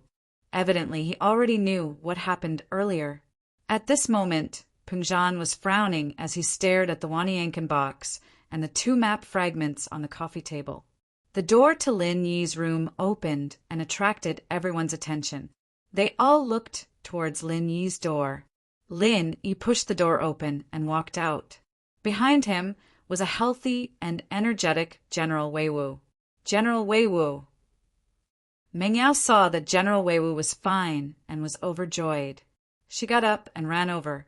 General Weiwu looked at Lin Yi and only jumped into Meng Yao's arms after seeing that he didn't have any expression on his face. Obviously, General Weiwu had already treated Lin Yi as its first owner. Faubert saw General Weiwu running out of the room in good health. He was in disbelief. Did Lin Yi really save General Weiwu? Uncle Fu had taken a look at Weiwu as well. The man was gasping for air and was on the verge of death. How could Lin Yi save him in a situation like this? It was unbelievable. However, something even more unbelievable was yet to come. Faubert suddenly realized that there was another high-class master hiding in the room other than Lin Yi. He had the strength of an early-phase Golden Class. Uncle Fu was startled. Could it be that another enemy had invaded? but there was still a gap between him and the early phase golden class. Why didn't he notice when this person came in? After a moment, Faubert focused his eyes and frowned. His gaze finally landed on General Weiwu. Not long after, a look of disbelief appeared on his face. If it wasn't for Faubert's calmness, he would have screamed out loud. Because this General Weiwu was not a normal General Weiwu. It was obviously a golden class General Weiwu. The threatening aura that Faubert felt came from this dog. For a moment, Faubert didn't know what to say. The situation in front of him was beyond his expectations. He had lived for half of his life, and he had never seen such a magical thing. A dog turned into a golden class dog? Could there be anything more magical than this? General Weiwu happily squirmed in Mingyao's arms. Lin, he was a little envious. How good would it be if he was that dog? He could even kiss Mingyao's chest? General Weiwu seemed to feel Lin Yi's unfriendly gaze. He jumped out of Mingyao's arms and looked at Lin Yi with a wronged expression. Lin Yi looked at General Weiwu on the ground and shook his head. He was jealous of a dog? It was funny. Lil Yi. Pingzhan stood up and looked at Lin Yi with a serious expression. Is it House Yu? It should be. But don't worry, Uncle Chu. If someone from House Yu comes for you, let him come for me, Lin Yi said nonchalantly. I don't know if it's a blessing or a curse for you to be merciful. Pingzhan sighed, but at least you left a way out. I hope that House Yu won't go too far. Lin Yi nodded. Would House Yu send someone stronger? It was possible. Lin Yi looked at the Wanyankin box and the 2 pieces of the map on the coffee table. It seemed like this Yu Kuin from House Yu came for the 2 pieces of the map. As for the Wanyankin box, he just took it away. Otherwise, Yu Kuin wouldn't have mentioned nothing about the Wanyankin box at Fatty Lai's place.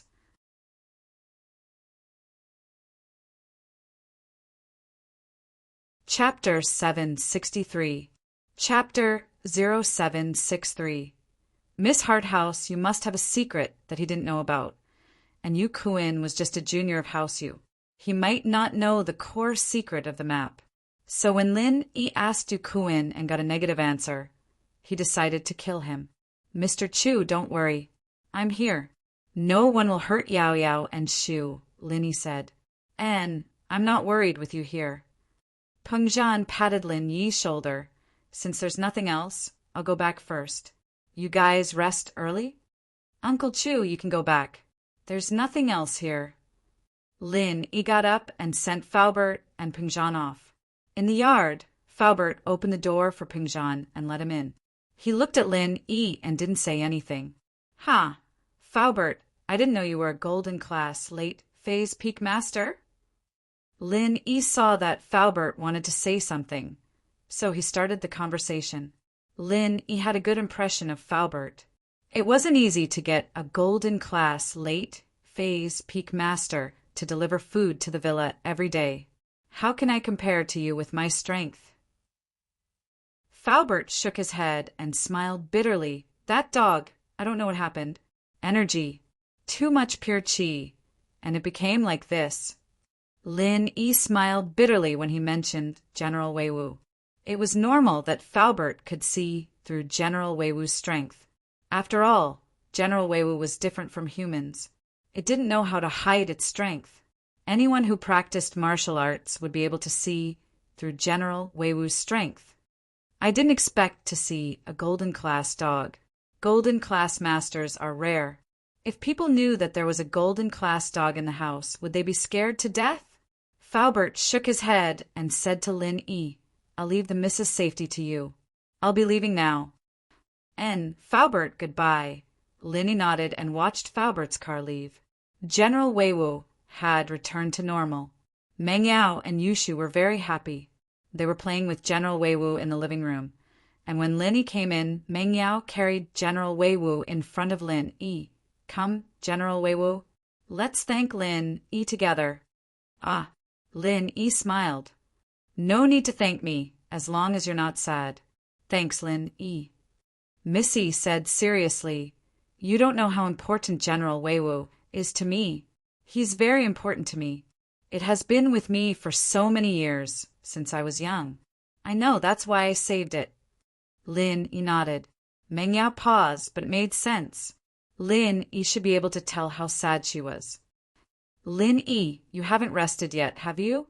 It's already past 3 o'clock. Hurry up and take a rest. Oh, okay. You guys sleep early too? Lin Yi was too embarrassed to say that he'd slept with the miss and Yushu, after all, had been anxiously waiting for him at the door. Lin Yi didn't sleep after returning to his room. He laid on the bed, thinking about Hausu. He thought that he would never have anything to do with Hausu in his life. But now Hausu had come to him? Xiao Ning. Is she part of your family? Lin Yi let out a soft sigh as the beautiful face appeared in his mind once again. I wonder how she is doing now. Lin Yi sighed. How should he face her? A few hours passed in a blink of an eye. Lin Yi laid on the bed, lost in his thoughts until he heard a noise from the living room. Miss and Shu woke up. Lin Yi looked at the time. It should be about time. He got up from the bed, pushed the door open, and walked out, only to see a scene that made him very surprised. What were Miss and Shu doing in the kitchen? Shu, you big idiot. The internet said to pour the oil first. Why did you put the egg first? Meng Yao's angry voice came from the kitchen. Oh, I don't know. I thought you put the egg first and stewed it with soybean oil. Yushu said weakly. Forget it. It's healthier without oil. Meng Yao was speechless. But before she could calm down, another problem happened. The rice cooker made a crackling sound. Shu, what did you do this time? Meng Yao subconsciously ran to the rice cooker and listened carefully. She was shocked and quickly opened the lid. Her face was full of black lines. Why didn't you fill the water? How are you going to cook porridge? Oh, I thought you added the water later. Yushu said, You idiot. I shouldn't have let you be my assistant. With your cooking skills, don't even think about getting married. Meng Yao was so angry that she wanted to kick her out of the kitchen. Oh, Shield Bro knows how to cook. I don't need to do it, Yushu said indifferently. You can bring Lin Yi with you when you get married. Meng Yao's eyes widened. I can marry him. Yushu looked at Meng Yao as if it was a matter of course. Shu, tell me the truth. Do you like Lin Yi? Meng Yao stared at Yushu's eyes. Don't you like him too? Yushu asked. I don't, Meng Yao said seriously. Shu, Lin Yi has a girlfriend. Don't go down the wrong path. Oh, I don't. I want to be a small wife. It's okay to have a girlfriend. Yushu shook her head. You are lying to yourself, Meng Yao said. Shu, what are you thinking? I'm not thinking much. I just want to be with Yao Yao sis forever, Yushu said innocently. Fine, I don't care. Do what you want. Meng Yao had a headache. She and Shu had grown up, and although they were still very close, everyone had their own secrets in the depths of their hearts. This had nothing to do with whether they were close friends or not. Everyone had their own secrets. Meng Yao looked at the popcorn in the rice cooker. She didn't know what to do. Lin Yi heard the conversation between the miss and Shu, but he didn't interrupt. Lin Yi had a unique feeling towards Yushu. Lin Yi always felt that Yushu had a certain kind of temperament. It was familiar, but thinking about it, he really didn't know this kind of girl. After the two finished their private conversation, Lin Yi walked to the kitchen. Okay, leave it to me. You two wait in the living room.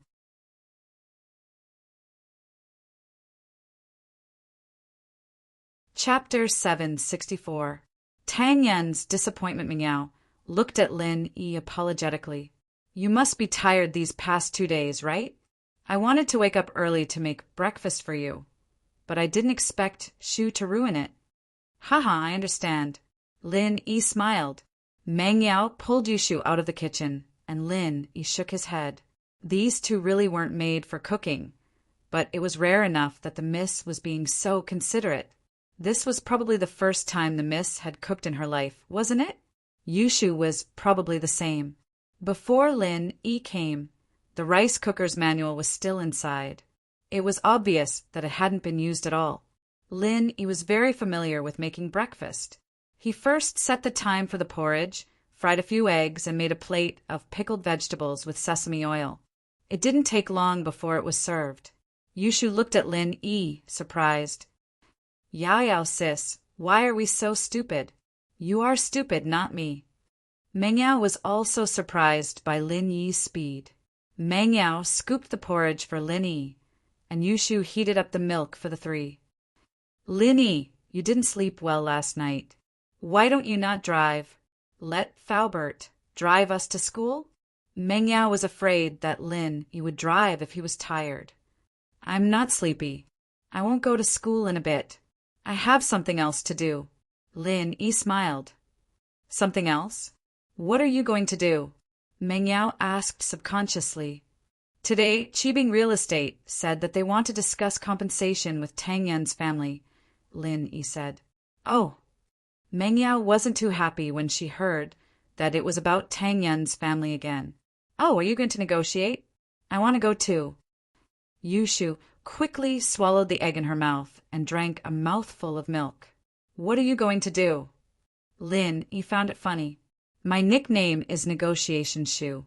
Shield bro, let me go, I promise you'll succeed, Yushu said. Shu, why do you have so many nicknames? What's Spy Shu? Meng Yao gave Yushu a kick, not wanting her to get involved in this mess. Oh, that's just the tip of the iceberg. I'm actually an all-rounder. Yushu said, Shield bro, take me with you. I guarantee success. Lin Yi smiled bitterly at the eager Yushu. You really want to go? Yeah. Yushu nodded. Let's go then. Lin Yi didn't mind. It was just one more person.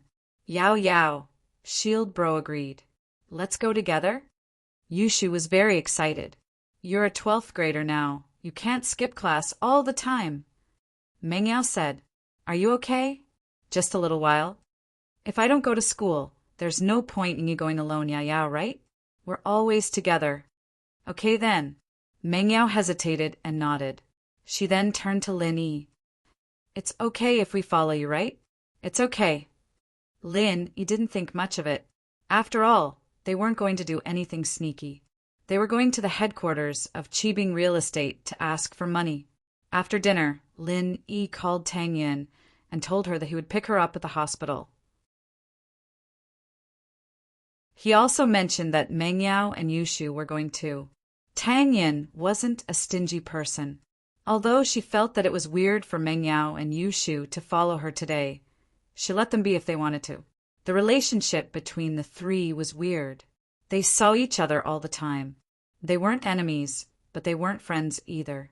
Ever since the battle at Fatty Lai's house and the cafeteria incident, the relationship between the three girls became weird. On the surface, it was still okay, but in her heart, she was very cautious.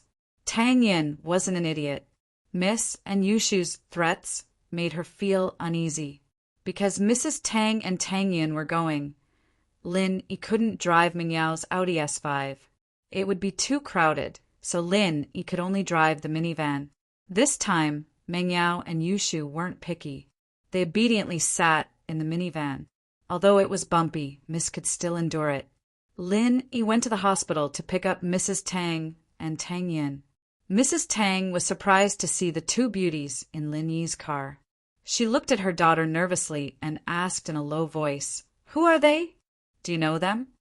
Yes, they're Lin Yi's classmates. Tang Yan didn't tell her mother about the relationship between Miss and Lin Yi. It would be very complicated, and it wasn't something that could be understood in a few words. They're so pretty. Do you want some immersion? What does their family do? Mrs. Tang asked worriedly. We'll talk about it when we get home, Tang Yan frowned. It wasn't good to talk about these things in the car. It would be bad if Lin Yi heard it. Mrs. Tang looked at Meng Yao and Yushu. She felt that these two girls were as pretty as her daughter. Also, from the way they dressed, they didn't look like ordinary girls. They looked more like daughters from a rich family. Mrs. Tang saw that Tang Yan didn't answer her question, so she went to ask Meng Yao herself. Hello, you are? Auntie, we're here to help Lin Yi negotiate with Qibing Real Estate, Meng Yao didn't know what to say. She hesitated and remembered Yushu's reason. Help us negotiate. Mrs. Tang heard Meng Yao's answer and was surprised. Yes, my dad runs a company too. He knows a little about this. Meng Yao could only say that. She couldn't say that Yushu was messing around and wanted to follow them, right? It'd be awkward if Yushu were to start talking about first wife, second wife, or something like that. Is that so? Thank you so much. Mrs. Tang heard that they came because of this and was happy. As long as it didn't threaten her daughter's position, it would be easy. It's nothing, Meng Yao shook her head. Tang Yin let out a sigh of relief. She didn't want Meng Yao to say something inappropriate and make her mother worry. As for how she would explain it to her mother, it was something she would worry about when they got home. At least she didn't have to embarrass herself now. Tang Yin looked at Meng Yao gratefully and lowered her head again. She didn't know what to say. Suddenly, Tang Yin felt disappointed. From the beginning, when Lin Yi came into her life, Lin Yi seemed to have been helping her family. He never stopped.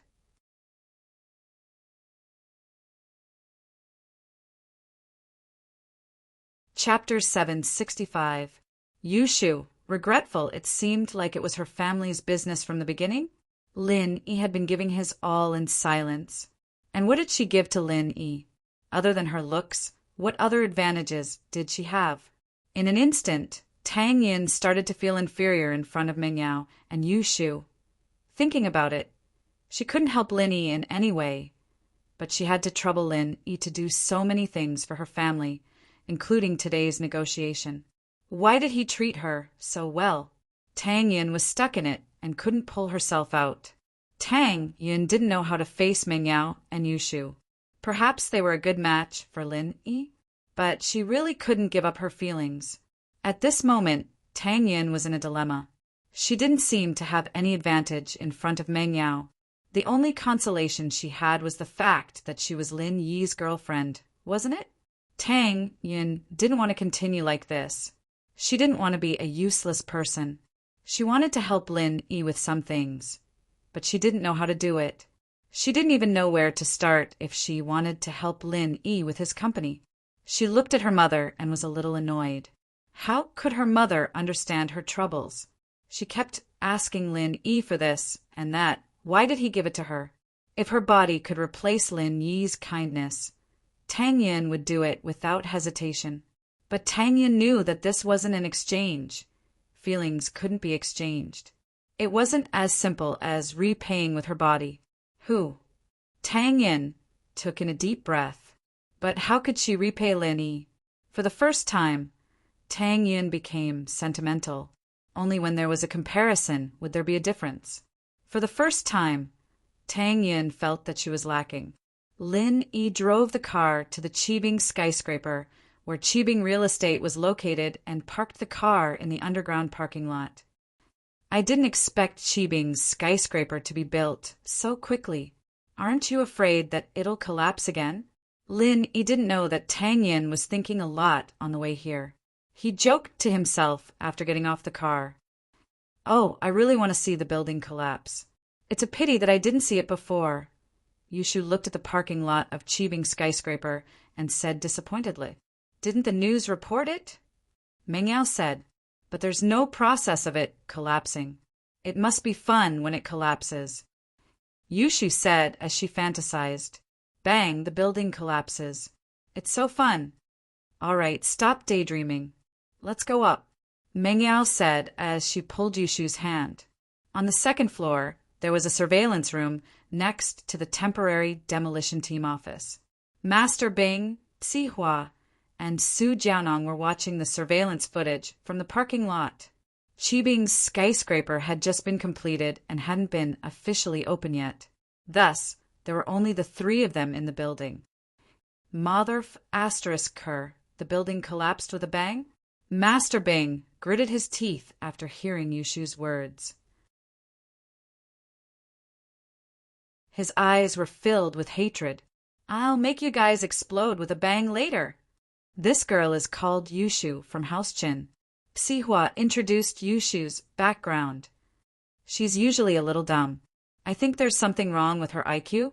Humph, I don't care whose family she's from. Since she's with Lin Yi, she has to die. Master Bing laughed coldly and looked at Tang Yun and Meng Yao. These two pretty girls. It's such a waste for them to die. Yeah, it's a waste for them to die. Sihua nodded. But my legs aren't good, and it's not convenient for me to play with women. It doesn't matter if I die. Qibing felt a surge of hatred when he thought of his legs. All right, let's go now and wait for them to come up? Sihua asked. Yeah, let's go together. Master Bing nodded. Sihua pushed Zhao Qibing and Su Jianong to the demolition project office and waited for Lin Yi and the others. Not long after, Lin Yi, Tang Yin, Mrs. Tang, Meng Yao, and Yu Shu came up to the demolition project office. Lin Yi didn't expect Qibing and Sihua to be here. He thought that only Su Jianong would come. Hello, my surname is Su. I'm the manager of Qibing Real Estate's demolition project. Su Jianong introduced himself. Oh, you don't need to introduce yourself. I know you. Aren't you that Jianong? What manager of Floating Cloud Bar? And that Sihua, I know him too. Aren't you guys from Floating Cloud Bar? Yushu didn't wait for Jianong to finish and interrupted him. Huh? Why is there a disabled person here? He came in a wheelchair. Are you guys a scammer? How did a bar owner come to open a real estate company? Ahem, other than running a bar, we also run a real estate company. Sihua sweated, but he didn't dare to say anything. Zhao Qibing was infuriated as well, but he didn't dare to fight Lin Yi head-on. After all, Lin Yi was a mystic class master, someone who could fight against Uncle Zhu head-on, who knew how much of his strength had recovered. Even if he recovered half of it, it was more than enough to beat them up. Although Zhao Qibing was furious, he could only maintain a smile on his face. We seemed to have a misunderstanding before, but it's all a misunderstanding. Today, we sincerely invite you guys to discuss compensation. Zhao Qibing thought to himself, I'll lower my stance and make you guys happy first. Later, I'll install a time bomb in your car. Let's see if you guys can still be happy then. Of course. Zhao Qibing wasn't afraid of being investigated. Other than the three of them, there was only Zhang Yuzhou who was waiting near the parking lot. When the time bomb exploded, there would be no evidence. If he didn't admit it, who could do anything to him? Qibing's building wasn't officially open yet. There were no witnesses. Oh, it's a misunderstanding. Lin Yi smiled. Although he had a smile on his face, he was more and more suspicious of Zhao Qibing's motives. Lin Yi didn't believe that Zhao Qibing would be so generous. He broke his leg, and not only did he say it was a misunderstanding, he even wanted to offer compensation. That wasn't being generous, he was an idiot. There must be something fishy going on. Lin Yi was very suspicious of Zhao Qibing's motives. This was also the reason why he came with Tang Yun's family. Of course, it's a misunderstanding. Zhao Qibing smiled and nodded. Jianong, tell us your compensation plan. Let Ms. Wang see if it's reasonable.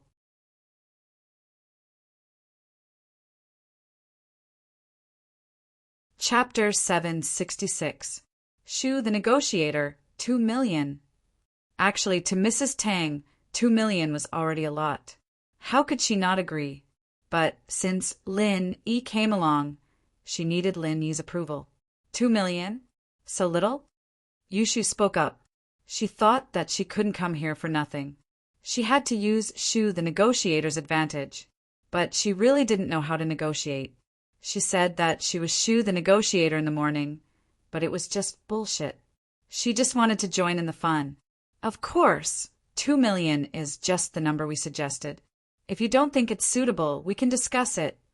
Jianeng didn't expect Yushu to speak up before Mrs. Tang could. However, he had a principle in mind. No matter what the other party's request was, he had to calm them down first. Once Zhang Yuzhou was done with the time bomb, everything would be fine. You should at least give me 200 million, right? Yushu thought for a while and suddenly remembered the saying on TV. Ask for as much as you want, but you'll have to pay. So she directly gave him 200 million. Jianong was so shocked that he rolled his eyes. 200 million? Why don't you go rob someone? 200 million? Wasn't that a little too much? Was that a bungalow or a skyscraper? Zhao Qibing frowned. Although he had decided to agree to some of Lin Yi's unreasonable requests, he couldn't ask for too much, could he? 200 million? What kind of joke was this? Even if he agreed, Lin Yi wouldn't believe him. Instead, he would suspect his motives. So, Zhao Qibing could only say, "Little girl, isn't this price a little insincere?" "No, I heard that your skyscraper collapsed with a bang. You didn't even care and built another one." Yushu blinked. "This skyscraper is at least 100 million, right? So, 200 million isn't too much at all." Zhao Qibing's eyes widened. What was this? It was two completely different things. The skyscraper collapsed with a bang? Did he want it to collapse? If it wasn't for Lin Yi, this bastard, how would his skyscraper collapse? Zhao Qibing gritted his teeth in anger. He wanted to bite Lin Yi to death. "The building is only worth 100 million, and your bungalows are made of gold and silver? Is it worth 200 million? Qibing frowned. Mrs. Tang, who was at the side, also widened her eyes. How are these two people here to negotiate? Was he clearly here to cause trouble? What if he made the other party angry and refused to give him a single cent? However, Lin Yi didn't say anything at the moment, so Mrs. Tang couldn't say anything. She could only pray in her heart. It would be good if they could get 2 million yuan. Please don't lose even 2 million yuan. Wouldn't it be 200 million if your skyscraper collapses again? Yushu counted with her fingers. When will your skyscraper collapse again? Don't forget to invite me to take a look around. What algorithm is this? Zhao Qibing was infuriated. He wanted to ask Yushu if she was here to cause trouble, but when he remembered that the people in front of him were about to be killed by the bomb, he felt much better. "Oh, then how much can you pay?" Yushu didn't want to talk to him anymore. It wasn't fun at all. 3 million, this is our limit. Zhao Qibing raised 3 fingers. Naturally, he couldn't give Lin Yi so many benefits in one go.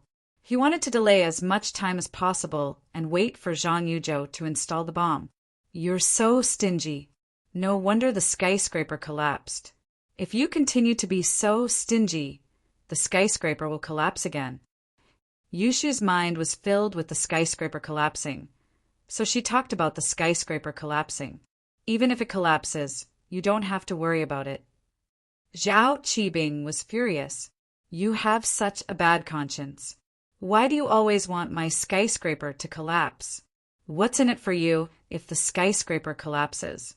Of course, if Zhao Qibing knew that Yushu wanted the skyscraper to collapse just for fun, would he die of anger on the spot? Mrs. Tang's heart skipped a beat. 3 million. Another million in such a short time? It couldn't be, right? Could this kind of negotiation really produce results? Mrs. Tang was a little surprised. Was this really the negotiation method of rich people? Was it because he was too ill-informed? Was Yushu actually helping her family? At this moment, Mrs. Tang had no more doubts in her heart. No matter what method Yushu used, as long as she could get the compensation, she didn't care what she said. "Oh, shield bro, he only gave 3 million. I can't do it anymore. You do it." Yushu felt that it was good enough that she got 1 million more. But Yushu's words were a little ambiguous. "I can't do it anymore. You do it." Lin Yi sweated. Why did it feel like she was hinting at something? Meng Yao seemed to have sensed something wrong, but since Tang Yun and Mrs. Tang were there, she didn't say anything. If Meng Yao could sense it, naturally Tang Yun could as well. She looked at Yushu, not knowing if she did it on purpose or not. Tang Yun felt that Yushu wasn't as dumb as she looked on the surface. She had other intentions. Of course, Tang Yun didn't find any evidence. On the surface, Yushu was indeed dumb. "Oh, okay, I'll do it." Lin Yi pretended that he didn't hear it and said, Mrs. Tang's mind wasn't on this. Her attention was on the 1 million, and she didn't have the heart to listen to anything else. Qibing, Sihua, and Su Jiaonong were the same. Their attention was on keeping Lin Yi's group steady so that Zhang Yuchu would have enough time. All right, Zhao Qibing, don't increase it by 1 million. Tell me your bottom line. Lin Yi didn't know what Qibing was playing at, so he didn't know what his bottom line was. Until now, Lin Yi still couldn't understand why Qibing called him here. Was it just compensation for Tang Yan's family? Lin Yi didn't believe it, unless Qibing, Sihua, and Jiaonong were stupid as well. Moreover, Zhao Qibing easily increased the compensation price from 2 million to 3 million, so it seemed like this number could still be increased. 5 million, this is my bottom line, Qibing said, but I have a request. What request? Lin Yi frowned. Was this the reason why they called him here?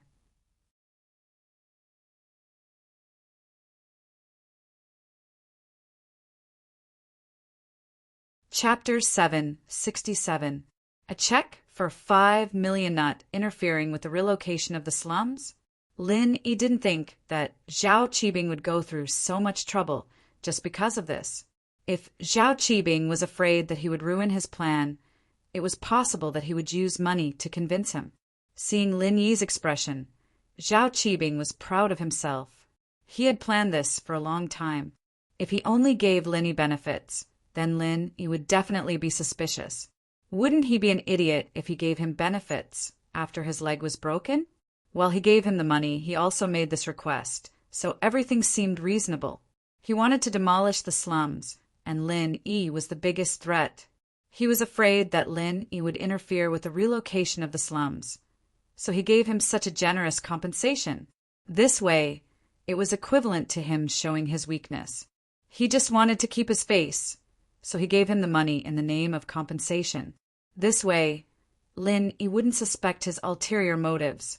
Otherwise, no one would be an idiot.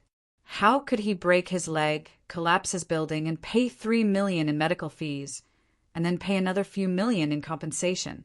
Wouldn't he be an idiot? Zhao Qibing's condition really put Lin Yi in a difficult position. Logically speaking, the relocation of the slums had nothing to do with him. Lin Yi wasn't someone who liked to meddle in other people's business, but the problem was, would Tang Yin let him? So Lin Yi looked at Tang Yin. Tang Yin was actually in a difficult position. If possible, she wanted Lin Yi to take care of the poor people in the slums. If she didn't meet Lin Yi, her family would probably be the same as them. Maybe Zhao Qibing would take a liking to her, and it would be even worse. However, although Tang Yin thought that way, she couldn't do it. No matter how strong Lin Yi was, he couldn't take care of everything, could he? There were so many injustices in the world. How could Lin Yi manage them all? Besides, Zhao Qibing had made it very clear that if there were neighbors that he had a good relationship with, he could help them personally. This had nothing to do with the demolition. However, even if Tang Yin took out the 5 million, there were so many residents in the slums. Each family would only get a few thousand yuan. It was a drop in the bucket. So Tang Yin hesitated. Mrs. Tang didn't care. What did others have to do with her? If other people were poor and couldn't get compensation, it was because they didn't have the ability. If they didn't have a son-in-law like Lin Yi, who could they blame? They could only blame their daughters for being useless. When her man was bedridden at home, she didn't see anyone give her family money or help her find connections. Although Shandytown was basically poor, it was impossible for everyone to have no connections. If Tang Juqing could find someone to intercede on his behalf, he wouldn't be unable to get a penny. At the same time, there was another resident in the slums who also worked in the electronics factory. He also scalded his feet due to work injury. He used his connections and paid more than 10,000 yuan. At that time, Mrs. Tang went to their door to ask for help, but that family didn't want to implicate them, so they didn't even open the door. So Mrs. Tang thought to herself, I don't care if you live or die. I'll take my money and live in my big house. However, although Mrs. Tang thought so, with Lin Yi there, she couldn't make the decision. She could only look at Lin Yi. Okay. Lin Yi saw that Tang Yin didn't say anything. It was obvious that he had the initiative in his hands. But for the slums, the compensation shouldn't be too low. Try to implement it according to the standard? This was the last thing Lin Yi could do. Lin Yi had tried his best to do this. After all, no matter how powerful Lin Yi was, he couldn't force Zhao Qibing to give 5 million to each family, right? He wouldn't be able to earn money then. He would lose money in a few days. I'll think about it, Zhao Qibing nodded. Zhao Qibing nodded. No matter what, he agreed to Lin Yi's request first. If Lin Yi died later, he wouldn't have to carry out the mission anymore. Okay, when will you give me the money? Lin Yi nodded. Oh, I'll get someone to write a 5 million check and send it over, Zhao Qibing said. Isn't it faster to transfer money? Lin Yi frowned slightly. Transfer money. It's like this. Our company's account has a monthly transfer limit. Didn't I just transfer you 3 million? So if you transfer another 5 million, it would exceed the limit. Zhao Qibing had already thought of an answer and said calmly, Oh, then get someone to send it over. Although Lin Yi was suspicious of Zhao Qibing's intentions, he still nodded. Okay, I'll make a call now.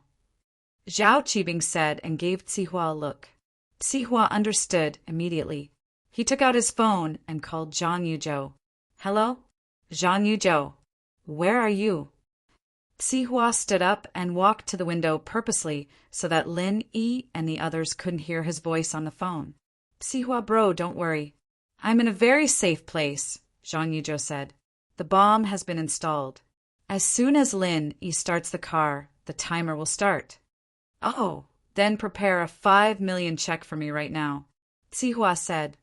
Okay, I'll go now, Zhang Yuzhou said. In fact, this call was for Zihua to confirm whether the bomb was installed or not. As for the check, it was just a random excuse. After a while, Zhang Yuzhou knocked on the door and walked in. He placed a check in front of Zhao Qibing. Master Bing, the check is ready. Okay, let me see. Zhao Qibing looked at the amount on the check. After making sure that there were no problems, he signed his name on it. He then passed it to Lin Yi. You can make a call to confirm the validity of the check. Lin Yi nodded and took the check. He called the bank and made sure that the check could be cashed before giving it back to Mrs. Tang. Zhao Qibing's attitude today was very strange. Lin Yi had to be more careful. As for what Zhao Qibing said about not letting him interfere with the slums, Lin Yi felt that it was a bit unreliable. In fact, from the start of the demolition until now, Lin Yi was only helping Tang Yan's family. As for the others, Lin Yi didn't interfere at all. With that, today's negotiation ended smoothly. Zhao Qibing didn't ask Lin Yi and the others to stay. He turned to Zihua. Zihua, go send Lin Yi and Miss Wang's family off.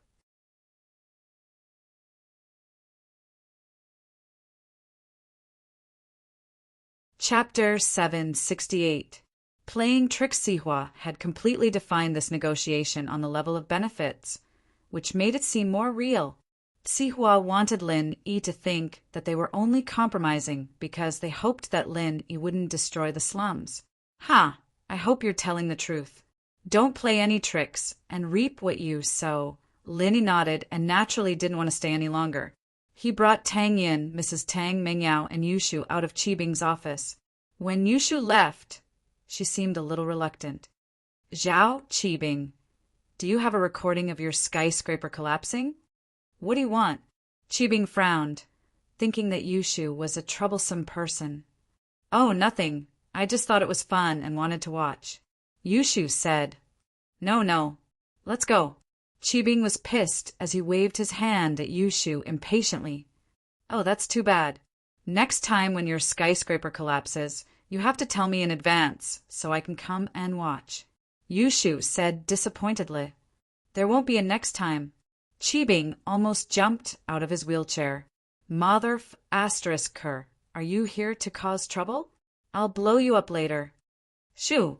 Mengyao pulled Yushu back, telling her not to say anything.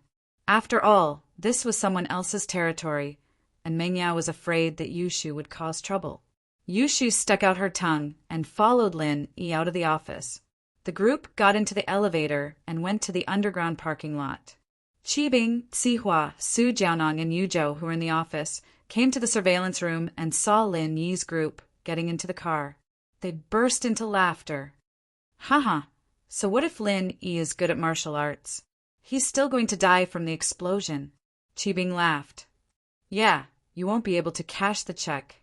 When the time comes, with a bang it will explode and the check will turn into powder. You won't be able to cash it.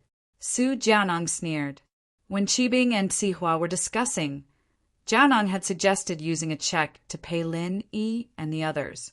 Once the money was transferred, they wouldn't be able to get it back.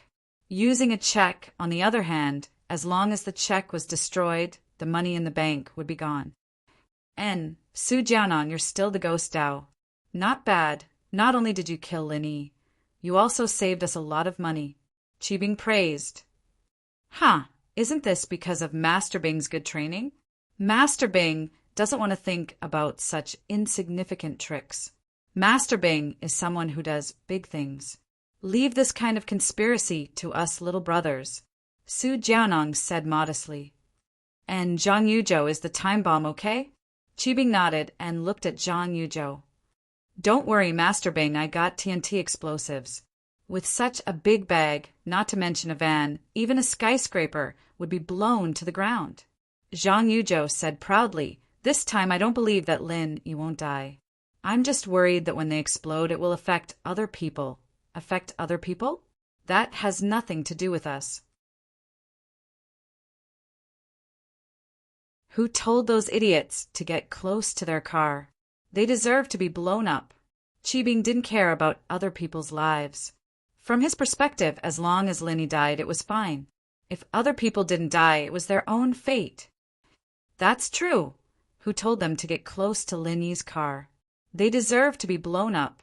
Zhang Yuzhou added, I set the time for the explosion to happen 20 minutes later. With the current traffic, it's impossible to reach the First People's Hospital, Lin Yi's villa, or the nearest bank within 20 minutes from Qibing's skyscraper. So, as long as Lin Yi doesn't stop the car in the middle of the road and walk away, he's dead for sure. That's good. Then we'll wait for the good news. Qibing nodded, his heart filled with joy. It wasn't that the time hadn't come yet, but what about it? No matter how strong Lin Yi was, no matter how strong he was, he would still be blown up by him, wouldn't he? Lin Yi got in the car, and just as he started the engine, the Jade jumped and sent a signal of danger. As expected, there was a problem. Lin Yi's heart tightened as he quietly turned off the engine. Clack, clack. From inside the car, there was a faint sound that sounded like the second hand of a mechanical clock. Time bomb. That was the first thought that came to Lin Yi's mind. Although he had been in Songshan for more than a month, Lin Yi still hadn't forgotten the cruelty of the battlefield. It was impossible to make such a sound in a car. Since the Jade had sent a signal of danger, Lin Yi naturally didn't suspect that there was a time bomb in his car. In an instant, Lin Yi understood why Qibing had asked him to come here to talk about the compensation. So this was what he was planning. He could stabilize himself during the negotiation, and then, in the parking lot of the skyscraper, he could install a time bomb in his car without any worries. This way, when he drove the car out of the skyscraper, the bomb would explode not long after, and he and the people in the car would be smashed into pieces. This was a good plan, wasn't it? Lin Yi also understood why Qibing didn't use the bank transfer method and used a check instead. After the car exploded, the check would naturally be smashed into pieces.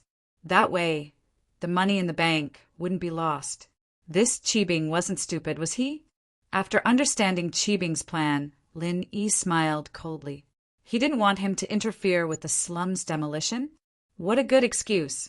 If it was someone else who wasn't vigilant, they would have fallen into the trap already.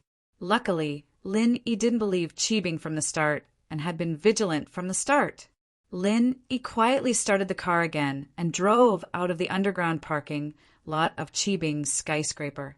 After entering the main road, he quickly stopped the car at a blind spot by the roadside. This corner couldn't be seen from the skyscraper, An evil plan was born in Lin Yi's mind, so Lin Yi couldn't let Qibing and Sihua know what he was doing.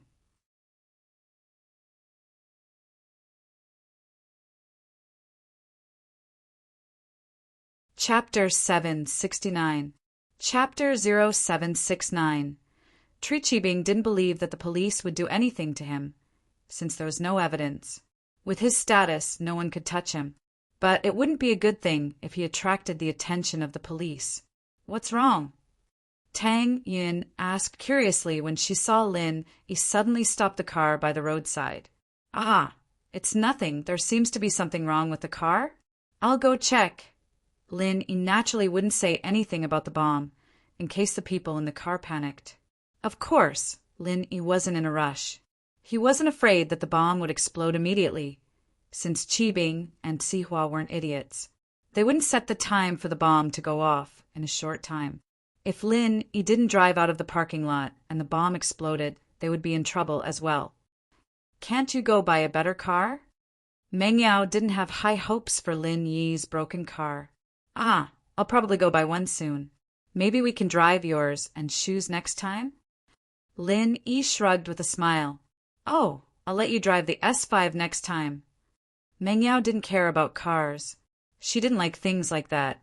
She didn't mind giving it to Lin Yi. Lin Yi didn't reply. With Tang Yin here, it wasn't easy to answer. Tang Yin looked at Meng Yao and pursed her lips. She didn't say anything. What Meng Yao could give to Lin Yi, she couldn't return it to him now. However, Tang Yin's mood had changed a lot. She realized that if she had a grateful heart, she wouldn't feel that Meng Yao and Yushu were hostile towards her. They could help Lin Yi, so why should she stop them? Besides, some things couldn't be stopped. The only thing she could do was to work hard and become someone who could help Lin Yi. Lin Yi got out of the car and quickly found the time bomb Zhao Qibing's men had installed in the car's undercarriage. It was a very old-fashioned mechanical time bomb, and it was easy to dismantle. But in China, in a place like Songshan, it was already very good to be able to get a bomb of this level. Those high-end electronic bombs couldn't be bought so easily. In such a hurried situation, this was the best he could do. Lin Yi checked the remaining time of the bomb. There were 17 minutes left. The enemy must have set it to explode in 20 minutes. After reading it, Lin Yi did not touch the ticking time bomb, nor did he intend to dismantle it. Lin Yi stood up and got in the car, starting it up again. How is it? Meng Yao asked. I'll show you a good show later. Lin Yi drove the car slowly on the road. Oh, there's a good show? What kind of show was there? I want to watch. Yushu was excited to see a good show. It's what you want to see the most. Lin Yi realized that Yushu could be considered a prophecy monarch now. Every time she said something unintentionally, it would come true. What I want to see the most? Yushu was stunned. She didn't understand what Lin Yi was talking about. You'll know later. Lin Yi smiled. Meng Yao and Tang Yin were confused. They didn't know what Lin Yi was talking about. They wanted to ask, but Yushu had asked before, and Lin Yi didn't say anything specific, so they didn't continue asking. Lin Yi drove the car to a place where he could see the Qibing skyscraper. This place was far away from the skyscraper, but there was still a certain distance between them. Lin Yi was afraid that if the skyscraper really collapsed, it would hurt a few people. Lin Yi found a spot with a good view and stopped the car. Why are we stopping here? Meng Yao was confused. Shield bro, when are we going to watch the show? Yushu asked. Here, Lin Yi said.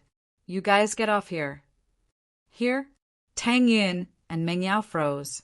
Only Yushu jumped down the car excitedly and looked around. Here, Lin Yi nodded. Here, look at the Qibing skyscraper. There will be a good show soon. Meng Yao wanted to say something, but seeing that Lin Yi was so sure, she didn't ask anymore and got off the car with Yushu. Tang Yin also got off the car with Mrs. Tang. Mrs. Tang was confused and kept asking Tang Yin what was going on. I don't know either. But Lin Yi wants us to watch the show. Let's watch. Tang Yun said to her mother.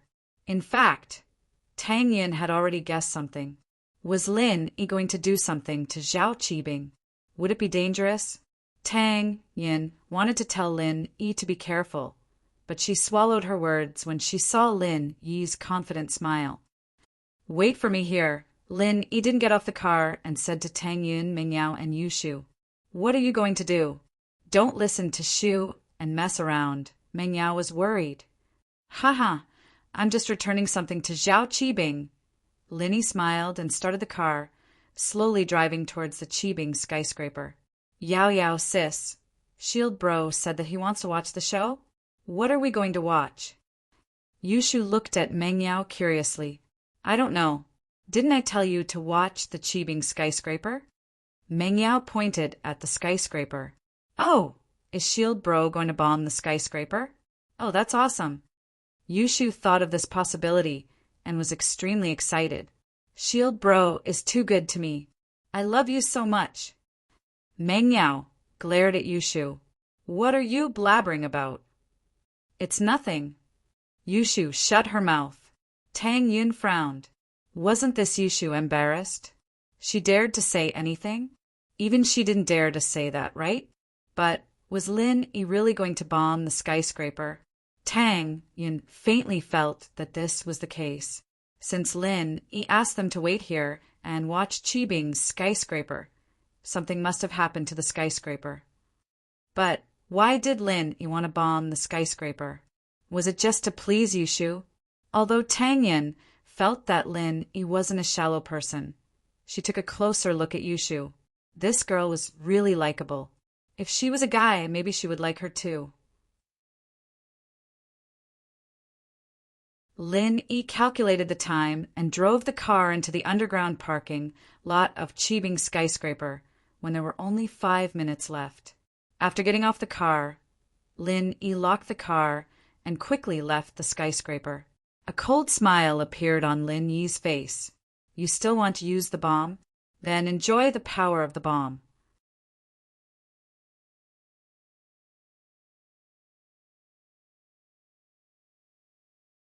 Chapter 770. The skyscraper collapses again. We have to open the champagne tonight to celebrate Lin Yi's death. Our business in Songshan is going to soar. Qibing wanted to kill Lin Yi even in his dreams, and now that his dream had come true, he was so happy that he didn't know what to do. It's about time. The time bomb on Lin Yi's car should be exploding soon, right? Yuchu said as he looked at the time on his watch. Yes, Zihua. Go turn on the TV. The news should be reporting soon. Qibing ordered. Yes, Master Bing. Zihua turned around and was about to turn on the TV when his phone rang. Zihua subconsciously took it out and saw that it was Lin Yi. He hesitated for a moment before answering. He didn't know why Lin Yi was calling him at this time, but it was good enough to hear the moment Lin Yi died. Hello. Lin Yi, what's up? Zihua pretended to be calm. Zihua bro, I just remembered that I have something to do. I'll leave the car with you for now. If anything happens, I'll have to ask for compensation, Lin Yi said before hanging up. Hello. What do you mean? What are you talking about? Wah.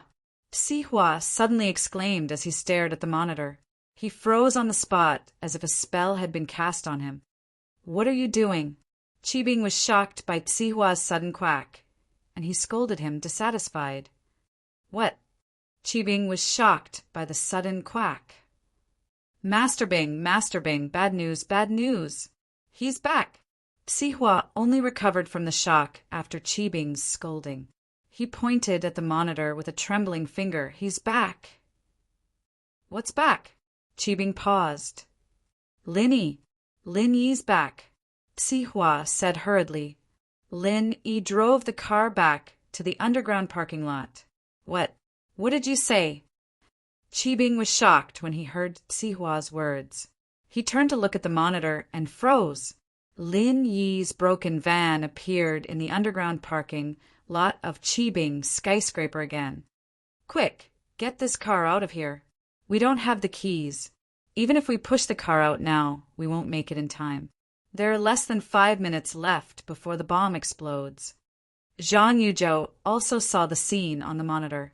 He pointed at his watch while trembling and said, "Master Bing, let's run for our lives." "Then remove the bomb and throw it away." Master Bing was shocked and immediately ordered, "Master Bing, we don't have enough time. Plus, who would dare to go? It'll take us at least 2 minutes to get down from the elevator. Let's run for our lives."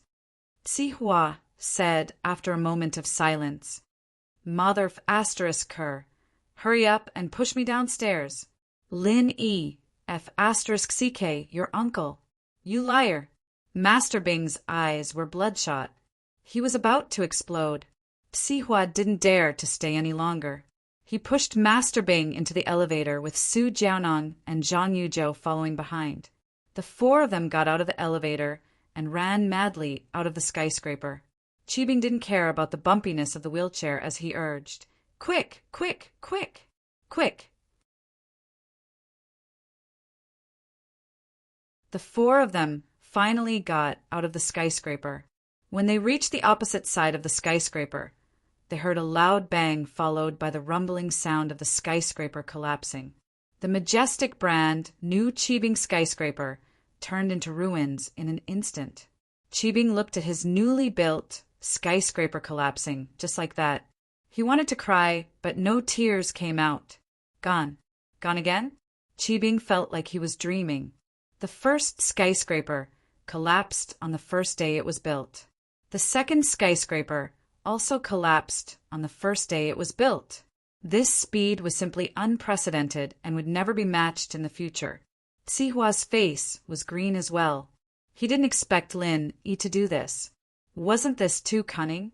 There were less than 5 minutes left, and he drove the car back. Who would dare touch the car now? Even if they knew there was a bomb, they wouldn't dare to go near it. Fuck! What kind of bomb is this? Why is it so powerful? Qibing's eyes widened as he asked with bloodshot eyes. TNT. I was afraid that it wouldn't be enough to kill Lin Yi. He's a golden class master after all, so I used a strong TNT. Zhang Yuzhou said weakly, "Mother of asterisk her, my skyscraper." Qibing almost cried. Was it easy for him? The first skyscraper was demolished by Lin Yi the moment it was built. The second skyscraper was also just built and Lin Yi blew it up, but who was to blame? Should she blame Lin Yi, or should she blame herself? Zhao Qibing felt very annoyed. He was supposed to kill Lin Yi with the bomb, but in the end Lin Yi didn't die. Instead, his skyscraper was blown to the ground. Wasn't this too unfair? If the skyscraper and Lin Yi were blown up together, Qibing would accept it. As long as Lin Yi died, the skyscraper would be destroyed. The point was that nothing happened to Lin Yi. Master Bing, I didn't expect this either. I should have used normal explosives. Zhang Yuzhou explained guiltily when he saw Qibing's distorted face. Lin Yi, if I don't kill you, my name isn't Zhao Qibing. F asterisk CKU. Qibing, on the other hand, didn't blame Zhang Yuzhou. Zhang Yuzhou had done it out of kindness. He was afraid that it wouldn't be enough to kill Lin Yi, so he used explosives. Why would Qibing blame him? Lin Yi was too cunning. If Lin Yi didn't drive the car back, the skyscraper wouldn't have collapsed. But at that moment, Sihua's phone rang. It's Lin Yi. Sihua looked at the caller ID and said carefully, "Answer it. Let's see what he has to say." Qibing gritted his teeth. "Hello." Sihua picked up the phone. "Sihua bro, what happened to your skyscraper? My car is still in the underground parking lot. You guys are too irresponsible. You have to pay for my losses." Lin Yi's voice was pale from the other side of the phone. Sihua wanted to curse, but he didn't after some hesitation. Qibing, who was on the side, heard the conversation as well. He reached his hand out to Sihua. "Give me the phone." Sihua quickly passed the phone to Qibing. "Lin Yi, you're good, we'll see," Qibing said hatefully.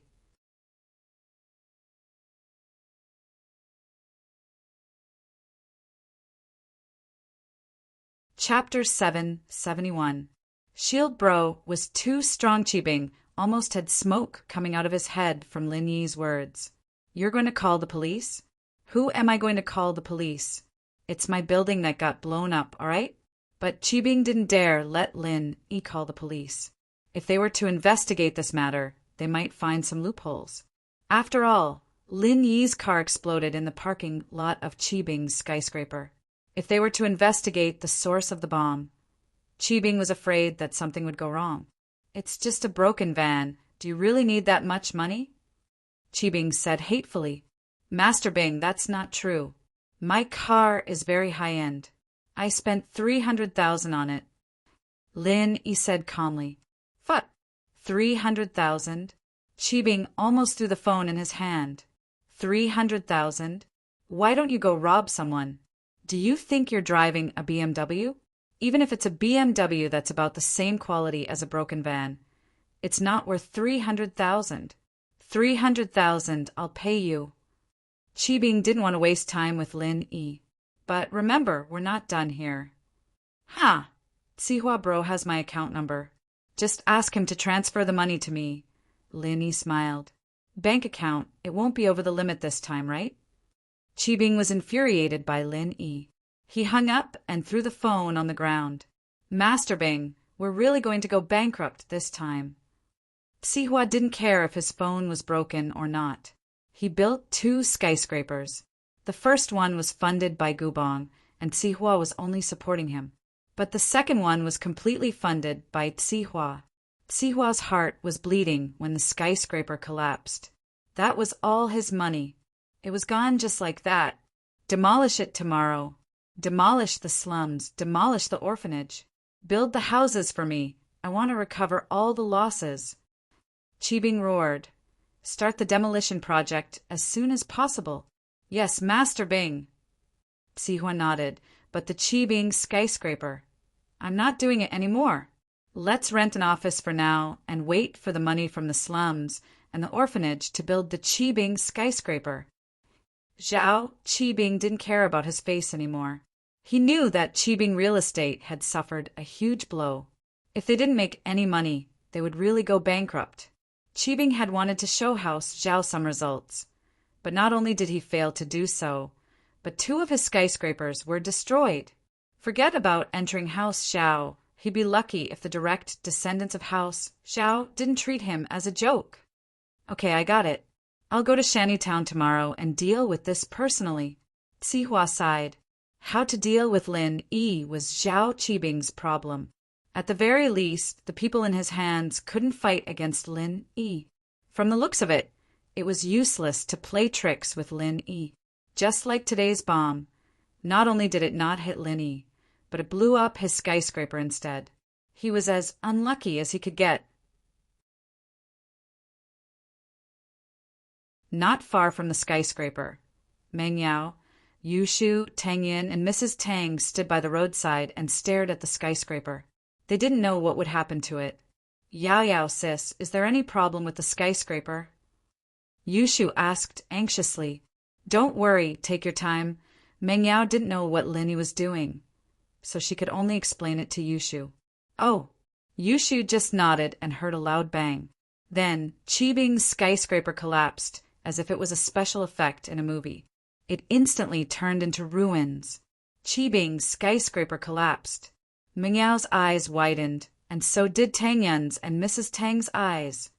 Damn, Shield Bro is too strong. Yushu smacked her lips and looked at the scene in front of her in disbelief. She didn't think that Lin Yi would collapse Chibing's skyscraper. Although she said that before, she only said that the skyscraper collapsed. It wasn't something that could be done so easily. However, Lin Yi did it. Yushu felt sweet in her heart. Shield Bro treated her so well. She wanted to see the skyscraper collapse, so he did it. His mistress was still very spoiled. Meng Yao rubbed her eyes and couldn't believe the scene in front of her. Did it really collapse? Tang Yin also felt that Lin Yi was too ruthless. He just made someone else's skyscraper collapse, and now he made it collapse again? Master Bing said that this skyscraper was worth 100 million. 100 million was gone, Just like that? How much was that? Tang Yin felt dizzy. Mrs. Tang was also heartbroken. Wouldn't it be great if so much money was given to her family? It was gone just like that. What a pity. Was it fun? Lin, he came back while everyone was still in shock. Oh, Shield bro, you're so strong. I'm so excited. Yushu screamed. I finally saw the skyscraper collapse. It's so fun. Lin, how did you do it? Meng Yao was surprised as well. How did Lin, do it? Lin, are you okay? Tang Yin didn't want to be outdone and asked with concern. Zhao Qibing wanted to kill us. So he put a time bomb in the car. Lin, he wasn't afraid to explain now that he was out of danger. I just drove the car back to their underground parking lot. Time bomb! Meng Yao was shocked. You said that there was a problem with the car, but you were actually checking for the bomb. That's right, but I didn't say it because I didn't want you to worry, Linny nodded. Why did you do such a dangerous thing? You knew there was a bomb. Why didn't you run away? Why did you drive the car back? Tang Yin was scared after hearing Lin Yi's words. If he didn't control the time well, it wouldn't be the skyscraper that got blown up, it would be Lin Yi. Could it be that Lin Yi took the risk just to please Yushu? Tang Yin didn't feel comfortable. Isn't that letting them off easy? Plus, what if the car exploded on the side of the road? Lin Yi shrugged. The best place I could think of was their own skyscraper parking lot, and it wouldn't hurt innocent people. Oh, then did Zhao Qibing die? Yushu asked excitedly. No, I called them before the explosion. If they died, who would pay for the car? Lin Yi didn't think that he could kill Zhao Qibing. Even if he didn't call them, they could still see him driving the car back to the building.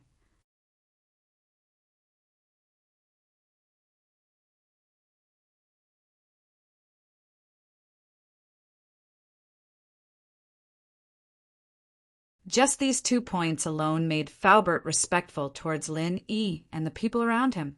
Moreover, just yesterday, Faubert found out that Lin Yi was a mystic class master and could even create a golden class dog. He was shocked to the point that he couldn't believe it. Now his admiration towards Lin Yi came from the bottom of his heart. It was worship towards a strong master. This was also the reason why Lin Yi let Tang Yin and her mother ride in Faubert's car. At least Faubert wouldn't be rude to her. Miss and Shu, both of them were kind-hearted. They wouldn't use the method of showing off their wealth to deal with Tang Yin. That was what Miss disdained. In fact, when Meng Yao and Tang Yin were fighting, they never mentioned family background or money. Their method of fighting was just who was prettier and who could have threesomes. This made Lin Yi feel funny, but it also made him understand Miss's character on a deeper level. Miss wouldn't treat people differently based on money. As for the first time when she met Lin Yi, her hostility towards Lin Yi probably came from her vigilance and rejection towards strangers. Miss didn't have many friends in her life. How could she accept a man living in the same villa as her? Thinking back to Miss's mockery, wasn't it a reflection of her loneliness? Lin Yi realized that the more time he spent with Miss, the more he felt that she was a very, very cute girl. Watching Faubert's Bentley leave, Lin Yi walked towards the direction of the school. As he walked, he started thinking if he should buy a 7-seater touring car. Otherwise, he wouldn't be able to fit so many people when he went out. If he were to drive Tang Yin, Kong Xiaobo, Fun, and Xinwen, a normal car would be enough. But if Meng Yao and Yushu wanted to join in the fun, then it wouldn't be able to fit. As for Lin Yi saying that he wanted to ask Lingshan how to operate the damaged car, it was just an excuse. Lin Yi didn't want to put Meng Yao and the others in a difficult position, so he said that and didn't get in the car with them. Xiaoka had gained quite a lot these 2 days. Yesterday, she killed a big fat sheep and successfully escaped from Lingshan, making her feel very happy. Xiaoka felt like a mouse playing with a cat. Today, her luck was pretty good. Not long after Xiaoka left, she saw a thief who had just stolen someone's wallet and was looking for a place to count the money. Xiaoka rolled her eyes and followed quietly. Although she stole money, she had a strong sense of principle. She only stole from the rich, corrupt officials and evil people. She also stole from the people in the same trade as her. The so-called peers were naturally thieves as well. Xiaoka would occasionally do some dirty things. Naturally, the members of this organization were Xiaoka's targets. Xiaoka followed the thief carefully and looked at the wallet in his pocket with envy. That was a lot of money, more than 10,000. She didn't know where this guy stole it from. Just the quality of the wallet alone was good. He must be rich. Maybe there were some shopping cards in the wallet. That would be even more profitable.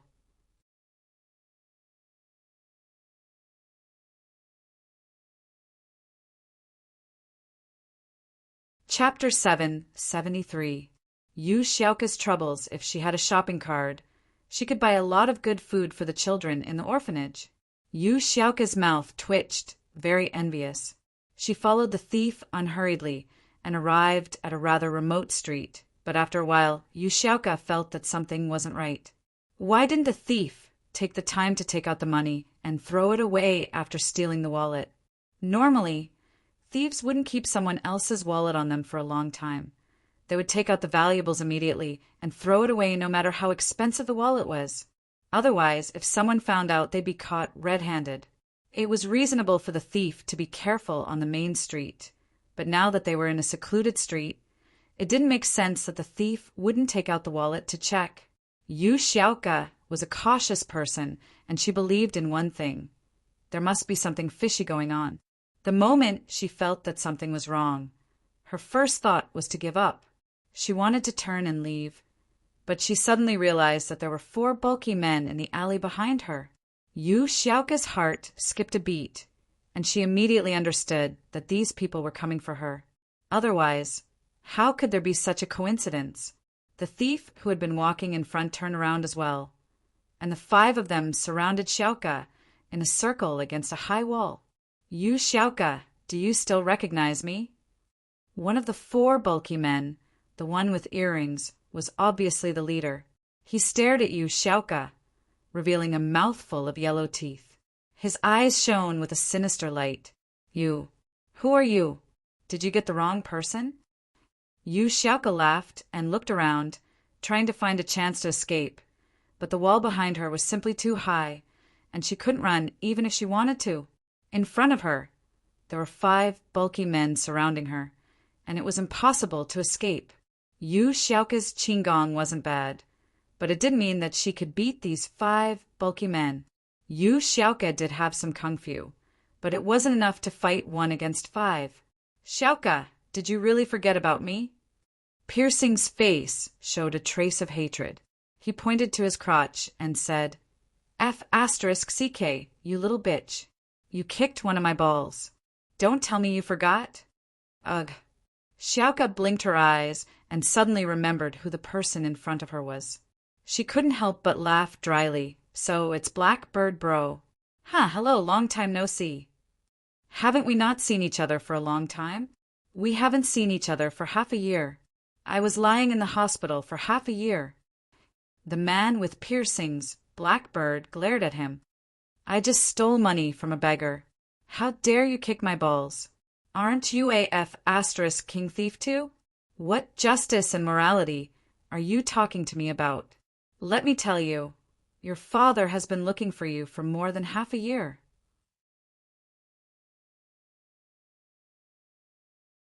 Ugh, why are you looking for me?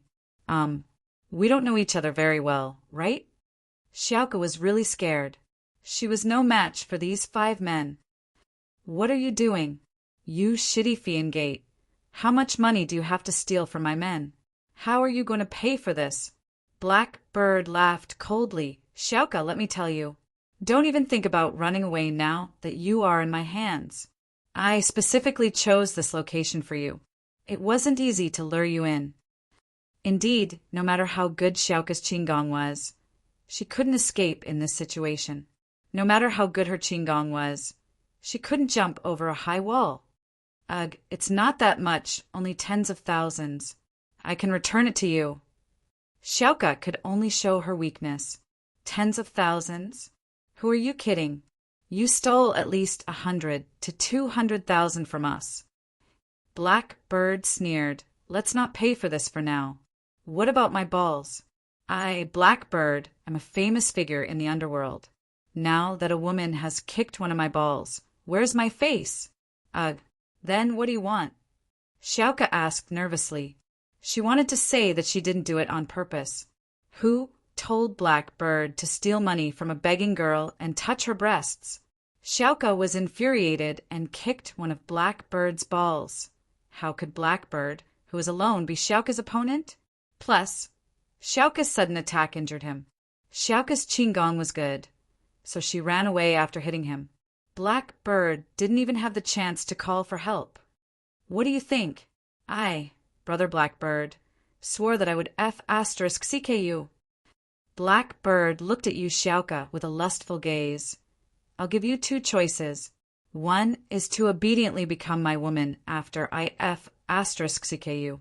Then we'll be a family, and we'll forget about what happened in the past. Ugh, what else? What's the other choice? Xiaoka was speechless. Become Blackbird's woman? She might as well kill herself. There's another choice, but I advise you not to choose it. Blackbird laughed. There's another choice. After you *CK me, you can *CK my brothers together. After that, we will be even. Blackbird was only a thief and didn't dare to kill anyone. That was why he gave these two choices. Ugh, I don't think that's a good idea. Xiaoka rolled her eyes. Ugh, actually I already have a boyfriend, so I can't agree to your choice. Boyfriend? Who are you kidding? I heard that you're a virgin? Blackbird licked his lips. I haven't been with a virgin before, he.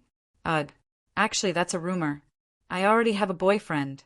I lost my virginity a long time ago. I'm already a broken flower, so I'm not fun. Xiaoka was anxious. Why was there no one in this alley? Why were there only a few people after so long? She didn't even have a chance to ask for help. Oh, if that's the case, then you can only choose the second choice. We're just having fun, so we don't care if you're a broken flower or not. Isn't that right, brothers? Blackbird asked the others with a perverted smile. We don't care, ha ha ha. The men laughed.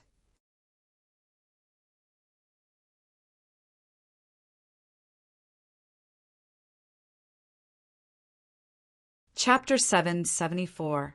Dear, save me, ha ha ha ha ha. Blackbird and the other muscular men started laughing.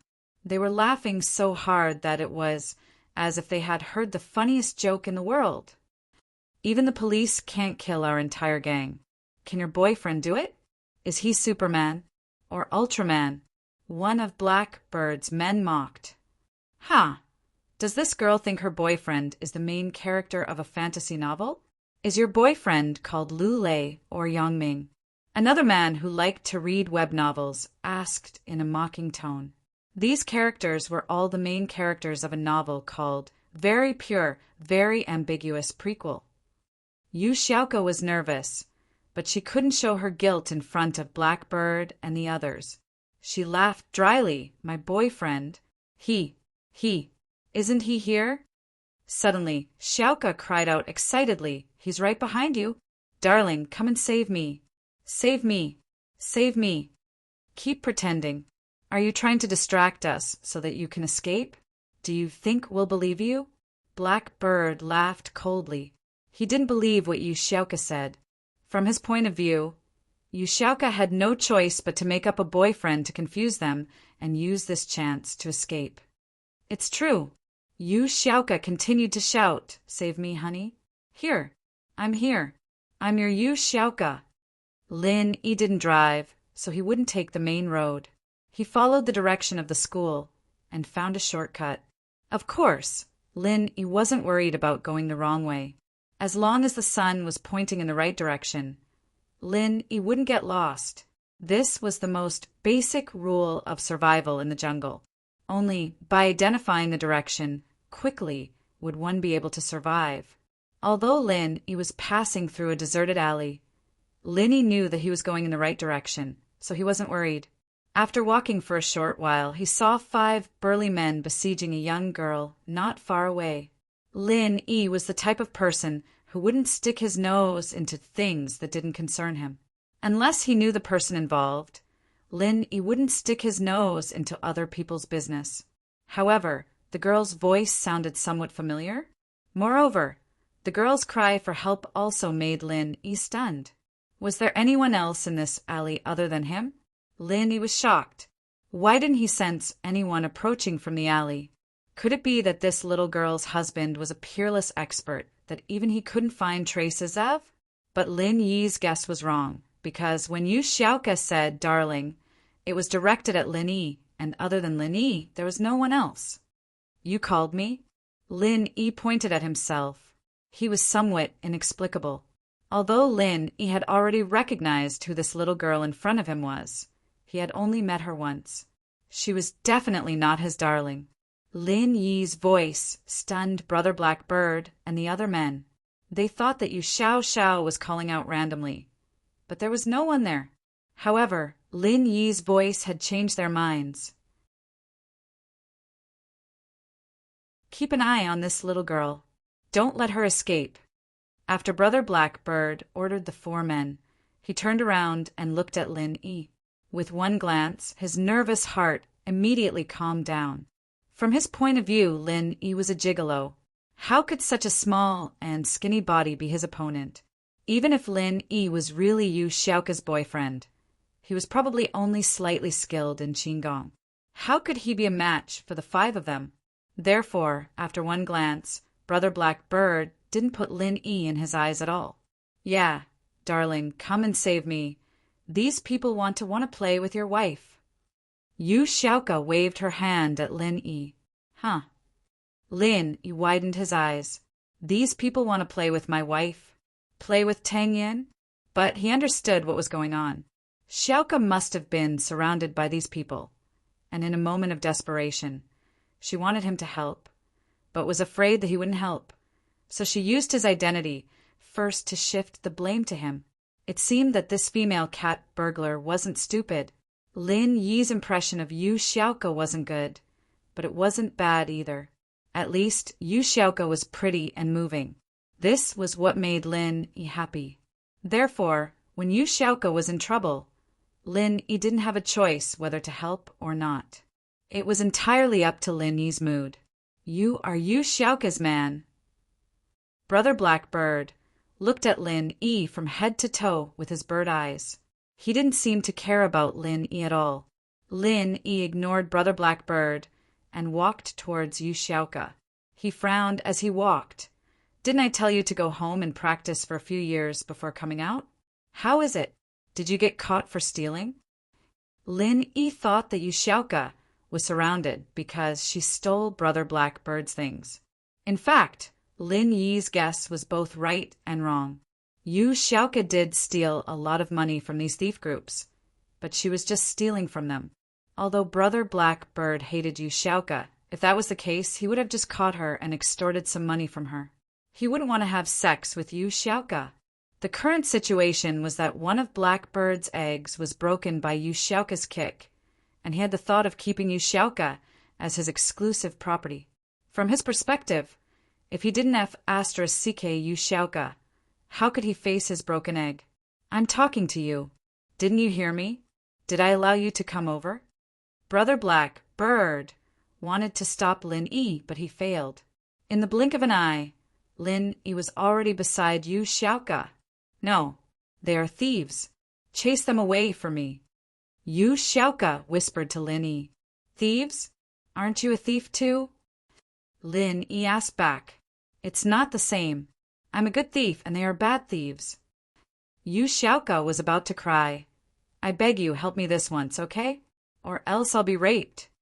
They're good and bad thieves. Lin Yi was amused. Yu Xiaoke's explanation was quite amusing. Plus, what does your rape have to do with me? Of course there are good and bad thieves. I'm a good thief, and they are just doing it for their own selfish desires. I'm different from them. Yu Xiaoke explained, Look, I stole so much money. But I'm only wearing cheap clothes that cost 20 yuan. Oh, you're a little stingy. You stole money, and you're still wearing clothes that cost 20 yuan? Lin Yi glanced at Yu Xiaoka's clothes. It was indeed tattered. It was even more tattered than Tang Yun's clothes. She wasn't lying. You're tuning in to the Thunder Spear YouTube channel. Don't forget to subscribe and join us on this journey to catch the most captivating stories.